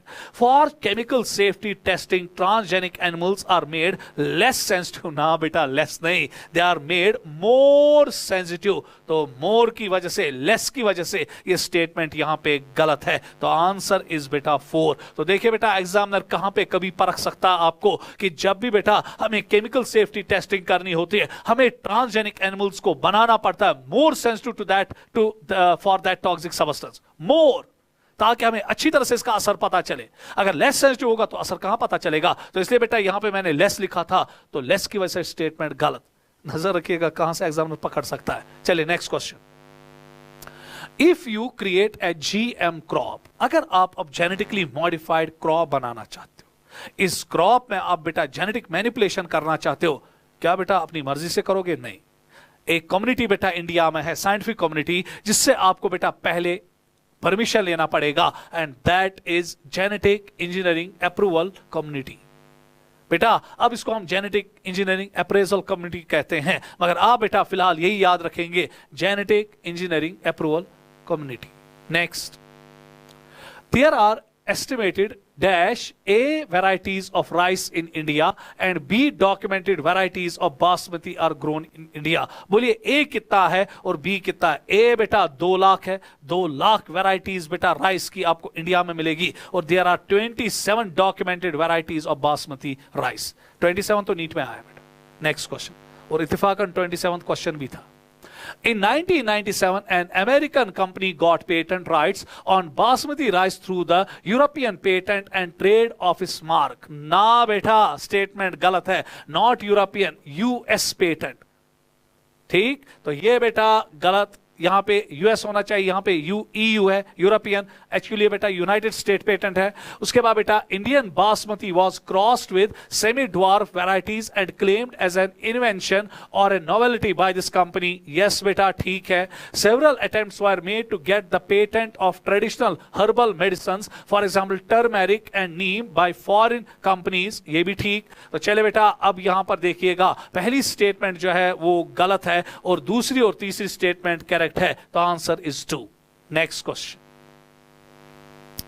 चले बेटा, match the column 1 and column 2, biopiracy, bio patent, bio ethics and second amendment patent bill.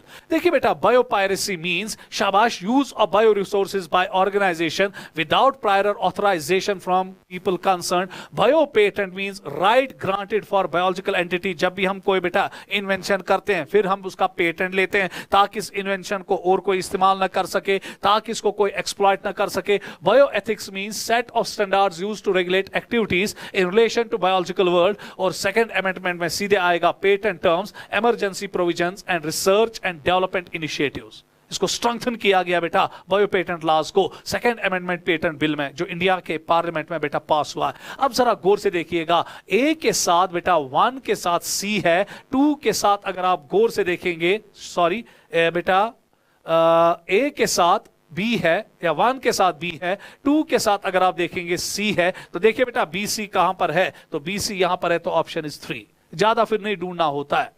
तो चले बेटा next question, 29th question के बाद 30th question. अब बेटा इसी के साथ बायोटेक्नोलॉजिकल एप्लीकेशंस हमारा खत्म हुआ। अब हम बेटा नेक्स्ट पार्ट की ओर आएंगे, जो एक्चुअली बेटा मॉलिक्यूलर जेनेटिक्स में लिखा गया है, human genome project and DNA fingerprinting. पर आपको मालूम होना चाहिए, मैंने आपको कहा था कि मैं तब तक इसको नहीं पढ़ा सकता हूं जब तक बायोटेक्नोलॉजी का बेटा आपका पूरा कॉन्सेप्ट क्लियर ना हुआ हो। तो थोड़ा बहुत क्वेश्चंस बेटा हमने किए, उसमें हमने टेक्निक्स भी डिस्कस किए, तो अब बेटा अब आपको थोड़ा बहुत इसके बारे में पता चला होगा। तो चले बेटा, विच of the following is incorrect about human genome project. नजर रखिएगा बेटा इसमें। It was a 13-year-old mega project launched in 1990. अभी तक सब कुछ ठीक है। Coordinated by US Department of Energy and National Institute of Health and Wellcome Trust of UK. बराबर ठीक। Human genome approximately have 3 × 10⁹ base pairs. बराबर बेटा। उसके बाद many non human model organisms like bacteria, yeast, Caenorhabditis elegans, ये एक non pathogenic nematode है। Drosophila, plants like rice and Arabidopsis. जरा बेटा गौर से देखिएगा, खाली ह्यूमन जीनोम प्रोजेक्ट ही सीक्वेंस नहीं किया गया, खाली ह्यूमन जीनोम ही सीक्वेंस नहीं किया गया, और भी जो जानवर यहां पे लिखे गए हैं, ऑर्गेनिज्म जो लिखे गए, उनका भी जीनोम बेटा सीक्वेंस किया गया है। इस पॉइंट पे आप नजर रखिएगा नीट के लिए, और ये स्टेटमेंट बेटा करेक्ट है। The project was completed in the year 2003. Projected as बेटा लॉन्च जो किया था 13 साल का प्रोजेक्ट था। 2000 बेटा 3 में कंप्लीट होने वाला था, मगर बेटा 2003 में कंप्लीट हुआ, मगर बेटा क्रोमोसोम नंबर 1 जो है वो लास्ट में सीक्वेंस हुआ, क्योंकि वो बहुत ज्यादा लंबा था। तो आप देखेंगे बेटा यहां पे क्या लिख रहा है, having however sequence of chromosome number 22। ना बेटा, chromosome number 1 was completed only in May 2006 and was the last chromosome to be sequenced. Last chromosome जो सीक्वेंस हुआ वो 1 था, 22nd नहीं था, तो answer is 4। So question number 30 का जो आंसर है वो 4 है। Next question, choose the correct incorrect match with respect to HGP। देखिए बेटा गौर से देखिएगा, लंबा कहानी है, मैं नहीं बता सकता हूं, नहीं यहां पे डिस्कस कर सकता हूं। हां ये याद रखिएगा कि जब ह्यूमन जीनोम प्रोजेक्ट हुआ, 2 मेथोडोलॉजीज बेटा इन्वॉल्व हुई। एक तो बेटा हुआ एक्सप्रेस सीक्वेंस टैग और दूसरा sequence annotation. Express sequence tags पे बेटा खाली उसी डीएनए पे काम किया गया, उसी डीएनए की सीक्वेंस निकाली गई जो एमआरएनएस बनाता है, जो प्रोटीन बनाता है, और जो बेटा सीक्वेंस एनोटेशन थी वो एक बेटा ब्लाइंड अप्रोच था, जहां पे coding as well as non coding regions को सीक्वेंस किया गया। तो क्या किया गया, ह्यूमन डीएनए लाया गया, उसके टुकड़े किए गए, उसके बाद बेटा उसको क्लोन करवाया गया 2 बेटा शाबाश क्लोनिंग वेक्टर्स में, BSC and YSC in bacteria and yeast. उसके बाद बेटा फिर क्या किया गया, अब बेटा जो ये डीएनए फ्रैगमेंट्स थे उनकी सीक्वेंसेस की गई with by using Sanger method.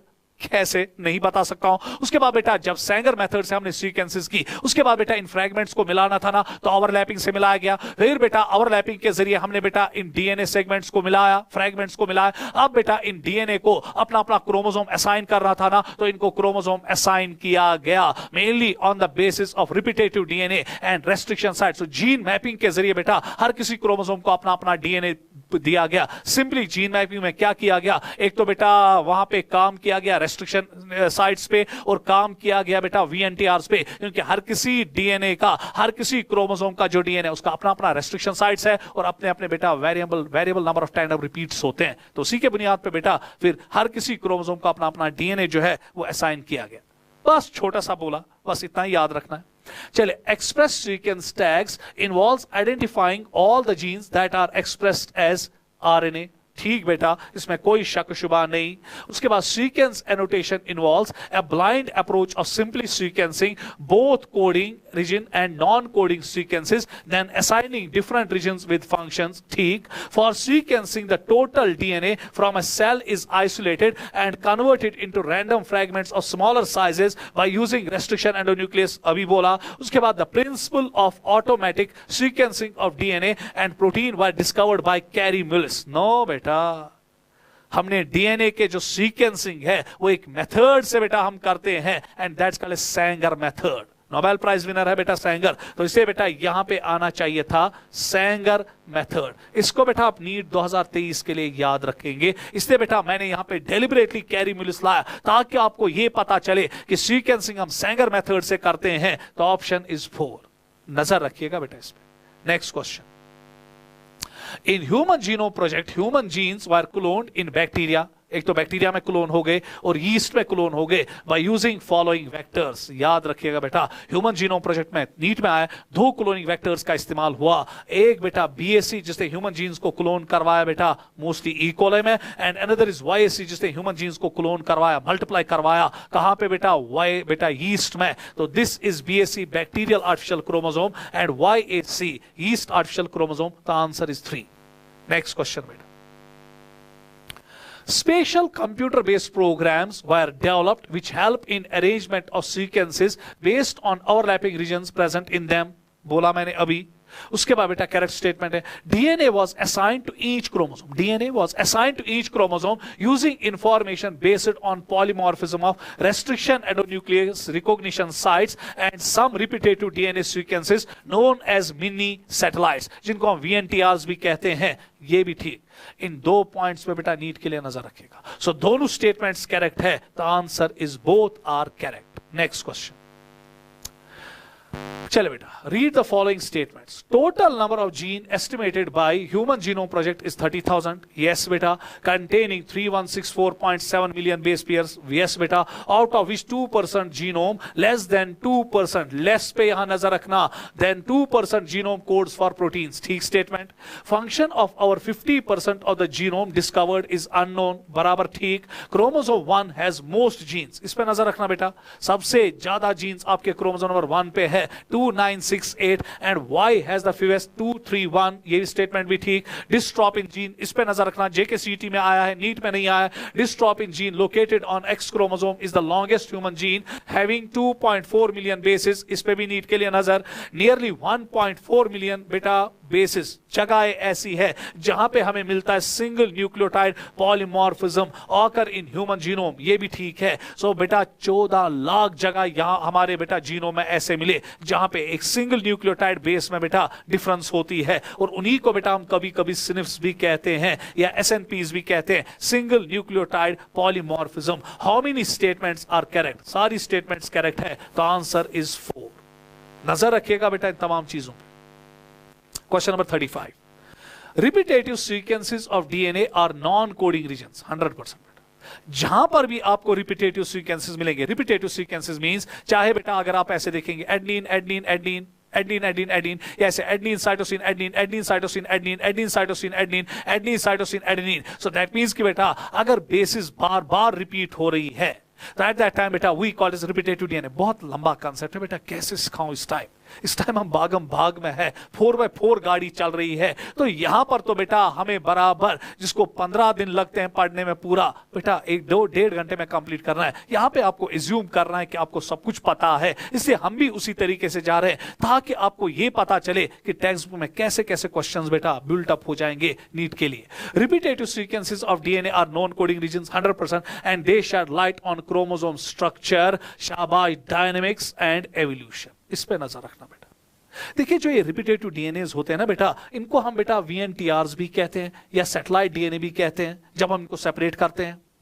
अब बेटा जो ये वीएनटीआरस या बेटा रिपीटेटिव डीएनए होते हैं, अगर हम देखेंगे अगर पॉपुलेशन क्लोजली रिलेटेड है तो उनके वीएनटीआरस भी बेटा बहुत ज्यादा क्लोजली रिलेटेड होते हैं। उनके वीएनटीआरस में बेटा जो होती है फिंगरप्रिंट, जब हम वीएनटीआरस का करते हैं वो थोड़ा बहुत रिजेंबल करते हैं, और जितना जितना पॉपुलेशंस बेटा बहुत ज्यादा डिफरेंट होंगी तो उनके वीएनटीआरस भी क्या होंगे, डिफरेंट। तो इससे हमें पता चलता है कि पॉपुलेशन में डाइवर्सिटी कितनी है।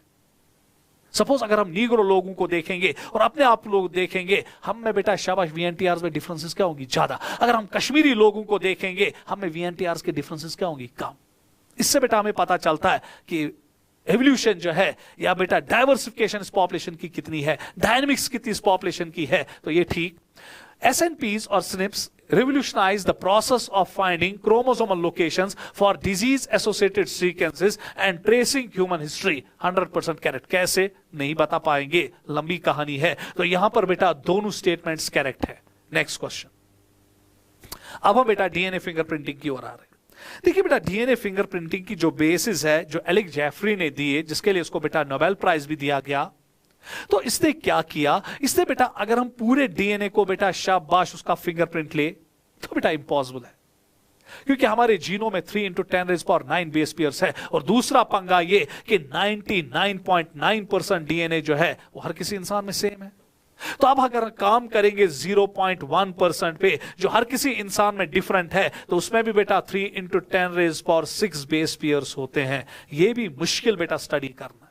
इससे बेटा एलेक्स जेफरी ने हथौड़ा देके कहा मारा, उसने बेटा रिपीटेटिव डीएनए पे हथौड़ा मारा, और इसी रिपीटेटिव डीएनए को जब उसने अलग निकाला डेंसिटी ग्रेडियंट सेंट्रीफ्यूगेशन से, पहले रेस्ट्रिक्शन एंडोन्यूक्लियसेस डाले, उसके बाद बेटा जो रिपीटेटिव डीएनए उसको अलग निकाला, उसी को नाम दिया सैटेलाइट डीएनए। फिर इसी सैटेलाइट डीएनए में बेटा मिनी सैटेलाइट्स पे काम किया जिनको वीएनटीआरस कहते हैं। फिर उन्हीं वीएनटीआरस के बेटा प्रिंट्स निकाले बाय यूजिंग बेटा वीएनटीआर प्रोब्स। फिर बेटा ऑटो रेडियोग्राफी का इस्तेमाल किया जिसकी वजह से बेटा डीएनए के प्रिंट निकाला। उसके बाद बेटा अगर फिर दूसरे इंसान का डीएनए के फिंगरप्रिंट्स वीएनटीआरस लाए जाएंगे, अगर वो मैच करेंगे तो दैट मींस इसी इंसान का है। सपोज किसी ने कत्ल किसी जगह किया, अब बेटा कत्ल करने के टाइम उसके बाल का टुकड़ा वहां गिरा, या खून का टुकड़ा बेटा खून वहां पे गिरा, उसका हाथापाई हुई और खून वहां पे थोड़ा बहुत गिरा, या बेटा उसने रेप किया, रेप करने के बाद विक्टिम को मारा, उसका सीमेन वहां पे है, तो उसके बाद हम क्या करते हैं, उसके डीएनए से बेटा हम निकालते हैं, बेटा उसके सेल से डीएनए निकाला जाता है। फिर उस डीएनए से बेटा हम क्या करते हैं, रेस्ट्रिक्शन एंडोन्यूक्लियसेस डालते हैं बेटा, जो फिर उसके बाद डेंसिटी ग्रेडियंट सेंट्रीफ्यूगेशन की जाती है, जिससे हम बेटा उसका रिपीटेटिव डीएनए बाहर निकालते हैं इन the form of satellite DNA. फिर सैटेलाइट डीएनए से मिनी सैटेलाइट्स को लाया जाता है, फिर मिनी सैटेलाइट्स को बेटा शाबाश ब्लॉट किया जाता है साउदर्न ब्लॉटिंग टेक्निक से। फिर उसके साथ बेटा सिंगल स्ट्रैंडेड पे कन्वर्ट किया जाता है इन वीएनटीआरस को। फिर उनके साथ वीएनटीआर प्रोब्स डाले जाते हैं। जब जहां जहां वीएनटीआर प्रोब डाला जाएगा तो ऑटो रेडियोग्राफी में एक्सरेज में वो बेटा वहां दिखेगा, तो उसकी वजह से बेटा फिर हम दूसरे के वीएनटीआरस मैच करते हैं। अगर बेटा अगर किसी का सीमेन, अगर किसी का बाल का टुकड़ा, अगर किसी का खून का एक ड्रॉप वहां पे जाए वारदात पे गिला कातिल का, फंस गया ना बेटा। उसके बाद साइंटिस्ट क्या करते हैं, फॉरेंसिक मेडिसिन वाले क्या करते हैं, वो बेटा उससे डीएनए को एक्सट्रैक्ट करते हैं, फिर उसका वीएनटीआरस का बेटा प्रिंट बनाते हैं, फिर बेटा फैमिली को बताते थे, बाल बोलिए जी आपको किस पे शक है, तो फैमिली कहते ABCD Z पे शक है। फिर ABCD को लाया जाता है, उनके वीएनटीआरस का प्रिंट बनाया जाता है, जिसके साथ मैच हुआ फंस गया बेटा। दुनिया का कोई ताकत उसको नहीं बचा सकता है, क्योंकि वीएनटीआरस के प्रिंट्स कभी भी सिमिलर नहीं होते हैं बेटा दो इंडिविजुअल्स में। हाँ खाली ये सिमिलर मोनोजाइगोटिक ट्विंस में होते हैं। ये था बेटा डीएनए फिंगरप्रिंटिंग का छोटा सा एक नमूना आपके सामने। तो चले बेटा अब यहां पर देखिएगा, DNA fingerprinting was developed by Alec Jeffreys, very good, बराबर। Human genome has 3 × 10⁹ base pairs and nearly 99.9% of base sequences among human beings is same and 0.1% is different, which constitute 3 × 10⁴। ना बेटा 3 × 10⁶। स्टेटमेंट गलत। DNA fingerprinting involves identifying differences in some specific regions in DNA called repetitive DNA। NEET पे आया था बेटा 2022 में, वहां satellite DNA था ना, जब तक ये डीएनए में इंटैक्ट है रिपीटेटिव डीएनए। हाँ जब डीएनए में बेटा हम इसको अलग निकालते हैं बेटा डेंसिटी ग्रेडियंट सेंट्रीफ्यूगेशन से as minor peaks, then it's called as satellite DNA. उसके बाद बेटा repetitive DNA is separated from bulk genome DNA as same peaks. ना बेटा सेम पीक्स नहीं, डिफरेंट पीक्स, क्योंकि बेटा सैटेलाइट डीएनए अलग जगह आता है और बेटा जो बल्क डीएनए वो अलग जगह निकलता है डेंसिटी ग्रेडियंट सेंट्रीफ्यूगेशन में। तो ये स्टेटमेंट गलत। Bulk genome forms minor peaks, ना बेटा bulk gene form large peaks, तो ये स्टेटमेंट भी गलत। तो चले बेटा देखिए अब यहां पे क्या आना चाहिए, यहां पे आएगा TFTFF। तो देखिए TFTFF option is 3। Next question बेटा, Satellite DNA is classified into micro and mini satellites depending on the base composition, yes beta, length of segment, yes, number of repetitive DNA, yes, answer is 4, all of these. उसके बाद बेटा next question 38. Statement 1. Satellite DNA normally does not code for proteins. Yes, beta, and form a large portion of human genome. Yes, and these sequences show high degree of polymorphism. देखिए बेटा, हम VNTRs पे क्यों अपना हथौड़ा मारते हैं? देखिए, जो ये VNTRs होते हैं या सैटेलाइट डीएनए जो होता है, ये नॉन कोडिंग रीजन होता है, क्योंकि रिपीटेटिव डीएनए नॉन कोडिंग है, फिर अलग निकला सैटेलाइट डीएनए। जब अलग बेटा डेंसिटी ग्रेडियंट साइंटिफिकेशन से हमने इसको अलग किया, तो अब ये बेटा सैटेलाइट डीएनए कहलाएगा। इस सैटेलाइट डीएनए में बेटा आपको पॉलीमॉर्फिज्म मिलेगा। पता है क्यों? नॉन कोडिंग रीजन है, इसमें आपको डाइवर्सिटी मिलेगी। पता है क्यों? क्योंकि बेटा जब इसमें कोई म्यूटेशन होगी, वो म्यूटेशन बेटा इस ऑर्गेनिज्म में कोई असर ही नहीं करेगा, क्योंकि कशीर पर ना जदालत क्या करे अदालत। इसी तरह बेटा यहां पर आप देखिएगा, जब बेटा नॉन कोडिंग रीजन में म्यूटेशन हुई, उसकी बेसिस में चेंज आ रही है, उसकी वजह से कुछ नहीं होगा, क्योंकि इस ऑर्गेनिज्म में बेटा ये नॉन कोडिंग रीजन है। मुझ में कोई नॉन कोडिंग रीजन है, उसकी म्यूटेशन होगी, उससे मुझे क्या होगा? कुछ नहीं। इसी तरह बेटा जब VNTRs में म्यूटेशन होती रहती है, वो बेटा कहीं एक्सप्रेशन ही नहीं दिखाती है, वो इस ऑर्गेनिज्म के सर्वाइवल के साथ छेड़ ही नहीं पाते, इसे पीढ़ी दर पीढ़ी चलता है। मेरे दादा में बेटा म्यूटेशन हुई थी VNTRs में, वो मेरे पापा को मिला, फिर मेरे पापा में भी म्यूटेशन हुई VNTR में, फिर मुझे मिला, फिर मुझ में भी बेटा VNTRs में म्यूटेशन हुई, फिर मेरे बच्चे को मिला। इसी तरह ये पीढ़ी दर पीढ़ी चलता जाएगा, और जितना जितना VNTR आगे बढ़ता जाएगा, इसमें बेटा शाबाश म्यूटेशन की रेट क्या होती जाएगी? बड़ी। तो इसमें वेरिएंट एलील के बेटा चांसेस क्या आएंगे? ज्यादा, और इसकी फ्रीक्वेंसी बेटा अगर पॉपुलेशन में ग्रेटर देन 0.01 है या 1% से ज्यादा है, एट दैट टाइम बेटा इसी म्यूटेशन को हम पॉलीमॉर्फिज्म कहते हैं। और ये बेटा आपको ज्यादा नॉन कोडिंग रीजन में मिलेगा। इसी का तो हम एक्सप्लॉयटेशन करते हैं, क्योंकि जितना ज्यादा चेंज वेरिएशन होगी, उतना बेटा डिफरेंस जब ज्यादा होगा, तो शाबा बेटा इसमें अगर हम देखेंगे जब फिंगरप्रिंट हम कर मिलाएंगे, तो जितनी ज्यादा वेरिएशन है तो मिलने के चांसेस कम है ना। खाली उसी का मिलेगा ना जिसका है, खाली वही पकड़ा जाएगा ना जिसका बेटा शाबाश जिसने कत्ल किया है। तो यही तो बेटा इसकी एडवांटेज है। तो चले बेटा next, polymorphism in DNA sequence is the basis of genetic mapping of human genome. Yes बेटा, as well as DNA fingerprinting. इस पे बेटा पॉइंट पे नजर रखिएगा। If an inheritable mutation is observed in a population with a frequency equal to, no बेटा equal to, greater to, इस पे नजर रखना बेटा। 0.01 और 1% it is referred as DNA polymorphism. Statement गलत। Polymorphism ranging from single nucleotide change to a very large change plays an important role in evolution and speciation. Yes बेटा।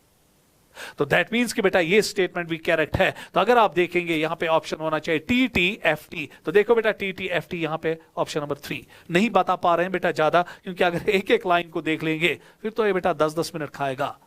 तो चले नेक्स्ट बेटा, रीड द फॉलोइंग स्टेटमेंट, क्योंकि आपको फिर video देखने भी है, इसलिए बेटा हम ज्यादा इसको नहीं खींच सकते हैं। Jeffreys use satellite DNA as proof that showed very high degree of polymorphism called variable number of tandem repeats, VNTRs। Yes बेटा, this technique involved use of Southern blot hybridization, used radio labelled VNTRs as a proof. Yes बेटा, size of VNTR, variable number of tandem repeats, ranges from, ये region है यहाँ, ranges from 0.1 to 2 kilobases। गलत बेटा, it ranges from 0.1 to 20 kilobases। इस पे बेटा NEET के लिए आप नजर रखिएगा, जहां जहां नजर नीट पे रखनी है वहां मैं उसको गलत करता जा रहा हूं। चले, DNA fingerprinting differs from individual to individual in a population except in case of monozygotic twins. Yes बेटा, DNA from a single cell is enough to perform DNA fingerprinting.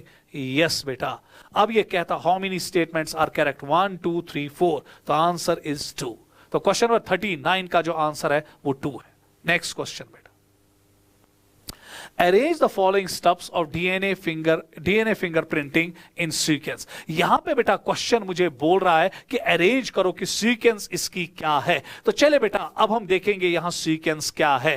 पहला, hybridization using labelled VNTR, isolation of DNA. सो पहले हमें DNA को isolate करना है। सो पहला आएगा 2, उसके बाद detection of hybridized DNA fragments by autoradiography ना, साउदर्न ब्लॉटिंग ना, DNA fingerprint, DNA fragment separated by gel electrophoresis, digestion of DNA by restriction endonuclease, DNA निकाला, अब इसकी डाइजेशन होगी रेस्ट्रिक्शन एंडोन्यूक्लियस की। सो पहला दूसरा स्टेप होगा, फिर बेटा शाबाश छठा स्टेप होगा। उसके बाद DNA fragment separated by gel electrophoresis, yes बेटा, उसके बाद जेल इलेक्ट्रोफोरेसिस होगा। उसके बाद बेटा फिर साउदर्न ब्लॉटिंग होगा, इसको बेटा हम नाइट्रोसेलुलोज पेपर में बेटा इन वीएनटीआरस को ट्रांसफर करेंगे। फिर उसके बाद बेटा अल्कली ट्रीटमेंट होती है टू डिनेचर डीएनए, ताकि इसको हम डबल स्ट्रैंड से कन्वर्ट करें बेटा किसमें, सिंगल स्ट्रैंड। उसके बाद बेटा अब हाइब्रिडाइजेशन, अब इनके साथ बेटा हम वीएनटीआर सिंगल स्ट्रैंडेड प्रोब्स लगा देते हैं ताकि वो इनके साथ जुड़ जाए। तो बेटा फिर 1 है, और उसके बाद बेटा detection of hybridized DNA fragments by autoradiography, ताकि हम इसका बेटा प्रिंट फोटोग्राफ निकाले। तो बेटा आखिर में 3rd है। तो देखिए बेटा कहां पे आपका दूसरा, पांचवा, छठा, पांचवा, चौथा, सो ये आंसर आया आपका 2nd। अच्छी तरह से बेटा इस पर नजर रखिएगा। Next question, which of the following is the application of DNA fingerprinting? इसकी एप्लीकेशन क्या है? देखिए एप्लीकेशन कहां कहां पर, अभी मैंने कहा किसी ने बेटा क्राइम किया, तो क्राइम सीन पे बेटा उसका बाल का टुकड़ा गिरा है, या ब्लड है, या फिर उसका सीमेंट का ड्रॉप है, तो हम उसे डीएनए निकालते हैं, जिसकी वजह से हम क्रिमिनल को पकड़ने में कामयाब होते हैं। इन forensic science for identification of criminals, yes. In determining population and genetic diversities, मैंने अभी आपको कहा कि जितना वीएनटीआरस में ज्यादा वेरिएबिलिटी आएगा उतना पॉपुलेशन में डाइवर्सिटी क्या होगा, ज्यादा। जितना कम वेरिएबिलिटी आएगा डाइवर्सिटी क्या होगी, कम। क्लोज रिलेटेड पॉपुलेशन होगी। तो ये भी बेटा ठीक। इन case of disputes regarding paternity testing, कभी कभी बेटा क्या होता है कि कोई बच्चा जब पैदा होता है तो उसका बाप कहता है मेरा बच्चा ही नहीं है। अब बेटा कैसे प्रूव करेंगे कि बाप सच बोल रहा है कि नहीं? तो हम बच्चे का बेटा डीएनए फिंगरप्रिंट वीएनटीआरस का प्रिंट लेते हैं, बाप का भी वीएनटीआरस का प्रिंट लेते हैं। अगर वीएनटीआरस बहुत रिजेंबल करें, 100% कभी रिजेंबल नहीं करेंगे, क्योंकि बच्चे में वीएनटीआर मां से भी आए ना और बाप से भी। तो उसके बाद बेटा मां से भी डीएनए और बाप से भी डीएनए के वीएनटीआरस लिए जाते हैं, और अगर ये मैच किए तो बेटा ये बाप तो फंस गया, बच्चा इसी का है। तो दैट मीन्स कि बेटा इसमें आंसर आएगा ऑल ऑफ द अबव, चौथा। नेक्स्ट,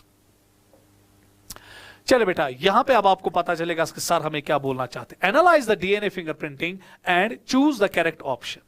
सपोज बेटा ये जाई वारदात पे मुझे सैंपल मिला, ये सैंपल 1 रेड कलर से लिखेंगे या ब्लैक कलर से लिखेंगे, ये सैंपल यहां पे 1 है। सैंपल 1 क्या, जाई वारदात से मुझे बाल का टुकड़ा मिला, फिर बेटा मुझे शक है कि ये कातिल का बाल का टुकड़ा है। अब यही बाल का टुकड़ा जो है ये कातिल तक मुझे पहुंचाएगा। कैसे? हम इस बाल के टुकड़े से डीएनए निकालेंगे, फिर वीएनटीआरस का बेटा शाबाश हम जेल इलेक्ट्रोफोरेसिस करेंगे, उनको अलग निकालेंगे, फिर साउदर्न ब्लॉटिंग करेंगे बेटा, ट्रांसफर करेंगे नाइट्रोसेलुलोज पेपर पे, फिर उसके बाद क्या करेंगे, अल्कली डालेंगे और इन डबल स्ट्रैंडेड वीएनटीआरस को सिंगल स्ट्रैंड में तब्दील करेंगे। फिर इनके साथ वीएनटीआर प्रोब्स जुड़ेंगे, और जब जो वीएनटीआर प्रोब बेटा कॉम्प्लीमेंट्री होगा वो जुड़ेगा। फिर ऑटो रेडियोग्राफी करेंगे और प्रिंट का फोटोग्राफ लेंगे, ये फोटोग्राफ प्रिंट का, ये बेटा वीएनटीआरस की लोकेशन है 1 2 3 4 5 एंड 6। अब बेटा मेरे पास 2 सस्पेक्ट्स है, ये सस्पेक्ट 1 है और ये सस्पेक्ट 2 है। चले बेटा सस्पेक्ट 1 X है और सस्पेक्ट 1 Y है। सस्पेक्ट 1 बेटा जो है X, सस्पेक्ट 2 जो है वो Y है। अब मुझे देखना है कि इनमें ये किसका है। अब देखिए बेटा किसका है, ये वीएनटीआर की लोकेशन इसके साथ मिल रही है ना, इस वीएनटीआर के इसके साथ, ये वीएनटीआर इसके साथ, ये वीएनटीआर की लोकेशन इसके साथ, ये वीएनटीआर इसके साथ और ये वीएनटीआर इसके साथ। बेटा कातिल जो है वही तो है, एक्स कातिल नहीं है, क्योंकि उसके वीएनटीआर की जो लोकेशन है वो इस वीएनटीआर सैंपल के साथ बेटा मैच नहीं कर रहा है। The sample DNA is of individual X, the sample DNA is of individual Y. तो ये इंडिविजुअल वाई का बेटा सैंपल है, यही तो कातिल है। The sample DNA is both ना, the sample DNA is neither ना। तो सैंपल डीएनए किसका बेटा, शाबाश वाई का। और जज साहब सुनाएगा दफा 302 के तहत फांसी की सजा। क्लियर बेटा? नेक्स्ट चले बेटा अब हम रीजनिंग और असर्शंस पे आएंगे, लास्ट पार्ट पे आएंगे। तो यहां पर बेटा अब हम देखेंगे DNA fingerprinting involves identifying differences in specific regions of sequences. Yes बेटा, इन्हीं को तो हम कहते हैं बेटा शाबाश आपका repetitive DNA. DNA fingerprinting is the basis of pattern testing ना बेटा।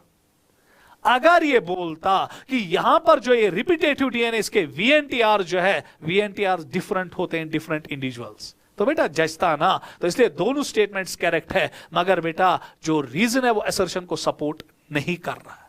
ठीक, तो इसलिए बेटा इसका answer 2। Next question, synthesized insulin in humans is needed to process before it becomes fully mature and functional. Insulin is synthesized as pro-hormone as an extra structure called C-peptide, which is removed during maturation in insulin. 110% correct. क्योंकि अगर आप देखेंगे बेटा question क्या बोलता है, synthesized insulin in humans is needed to process before it becomes fully mature and functional because insulin is synthesized as pro-hormone. So बेटा यहाँ reason statement को रीजन असर्शन को सपोर्ट कर रहा है, तो आंसर इज 1। नेक्स्ट क्वेश्चन बेटा, a functional adenosine deaminase ADA cDNA is introduced into the lymphocytes of patients suffering from ADA deficiency, but the patient requires periodic infusion of such genetically engineered lymphocytes. क्यों? क्योंकि genetic engineered lymphocytes जो होते हैं बेटा वो immortal नहीं है, मर जाते हैं, और once बेटा ये खत्म हुई, जो आपने genetically engineered lymphocytes इंट्रोड्यूस की इस पेशेंट में, खत्म हुई ADA deficiency। तो इसलिए बेटा अगर यहां पे लिखा है कि lymphocytes are immortal, फिर सपोर्ट कर रहा है बेटा, लिखा है lymphocytes are immortal, तो ऑप्शन इज 1, सपोर्ट कर रहा है बेटा, ठीक भी है और सपोर्ट भी कर रहा है। Next question, ELISA is based on the principle of antigen antibody interaction, बराबर। Infection by pathogen can be detected by the presence of antigen or by detecting antibody. yes बेटा, सो ये सपोर्ट भी इसको कर रहा है, क्योंकि ये बता रहा है ना कि एंटीजन एंटीबॉडी इंटरेक्शन क्या मैकेनिज्म पे काम कर रहा है, ये है ना बेटा, क्योंकि जब इन्फेक्शन कोई पैथोजन करता है, या तो आप उसका एंटीबॉडी पकड़ लेते हो या तो फिर एंटीजन एलाइजा के जरिए, तो आंसर इज 1, सपोर्ट कर रहा है बेटा, दोनों स्टेटमेंट्स ठीक भी। The protein encoded by Cry1AB is not effective in control of cotton bollworms, बराबर। Most BT toxins are insect group specific, 100% बेटा सपोर्ट कर रहा है, दोनों स्टेटमेंट ठीक है, और ये भी बताता है कि क्यों नहीं ये इसको मार डालता है, क्योंकि बेटा इंसेक्ट ग्रुप्स या बेटा इंसेक्ट स्पेसिफिक होते हैं BT toxins। Next and last, the probability of DNA polymorphism would be higher in non-coding DNA sequences. जरा बोलो, है ना? क्यों? क्योंकि उनकी म्यूटेशन से बेटा कोई असर ही नहीं पड़ता, अगर लिखा है तो ठीक है।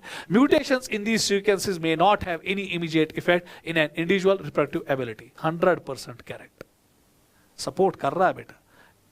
नेक्स्ट क्वेश्चन बेटा, HGP was closely associated with the rapid development of a new era in biology called as bioinformatics. इस पे नजर रखना बेटा स्टेटमेंट में, क्यों बेटा हमें यहां पे बेटा बायोइन्फॉर्मेटिक्स का इस्तेमाल किया, एक नया बेटा एरा ऑफ बायोलॉजी हमने स्टार्ट किया जब हमने ह्यूमन जीनोम प्रोजेक्ट बेटा शुरू किया। क्यों? क्योंकि वहां से एनॉर्मस डाटा जनरेट होने वाला था, और मैन्युअली बेटा हम उस डाटा को नहीं लिख सकते थे, मैन्युअली हम उस डाटा को नहीं बेटा पूरा कर पाते, इसलिए बेटा हमें कंप्यूटेशनल डिवाइसेस इस्तेमाल करने पड़े बेटा, हाईली ऑर्गेनाइज्ड प्रोग्राम्स बनाने पड़े, कंप्यूटर प्रोग्राम्स, ताकि बेटा हम इसको अच्छी तरह से बेटा एनालाइज करें, रिट्रीव करें, स्टोर करें। तो आप देखिए बेटा, the enormous amount of data generated in HGP necessitated the use of high speed computational devices for data storage and analysis। बराबर बेटा सपोर्ट भी कर रहा है, तो आंसर इज 1। इसी के साथ बेटा आज आपका 12th पार्ट पूरा कंप्लीट हुआ, जहां पे हमने पहले रिप्रोडक्शन, जेनेटिक्स, एवोल्यूशन, वेलफेयर और बायोटेक्नोलॉजी बेटा स्टडी किया। तो मुझे होप है बेटा इससे आपको फायदा मिलेगा, और इंशाल्लाह बेटा आप देखेंगे कि क्वेश्चंस यहीं से बेटा सटासट आएंगे आपके नीट 2023 में, क्योंकि मेहनत बहुत हो चुकी है इस पे, बहुत ज्यादा, एक एक लाइन को बेटा आपकी टेक्स्ट बुक को मद्देनजर रख के बेटा ये क्वेश्चंस डिजाइन हो रहे हैं। तो अगर आप इन्हीं क्वेश्चंस को बेटा एंड के दिन भी पढ़ोगे तो टेक्स्ट बुक का पूरा रिवीजन आपके बेटा जोली में जाएगा। इसलिए बेटा इंशाल्लाह परसों से अब हम बेटा आएंगे 11th पार्ट की ओर। तो हम बेटा 11th पार्ट में देखेंगे कि पहला टॉपिक हम कौन सा लेंगे। तो हम बेटा इंशाल्लाह इसको 20 तक क्लोज करने वाले हैं। तो इसलिए बेटा आप भी खुश रहिए, हम भी खुश रहेंगे, आप भी दुआ कीजिएगा, हम भी दुआ करेंगे। तो अल्लाह बेटा आपका भी बानी और हमारा भी बानी, अल्लाह आपको भी बेटा अपनी हिफाजत में रखे, हमें भी अपनी हिफाजत में रखे। अस्सलाम वालेकुम।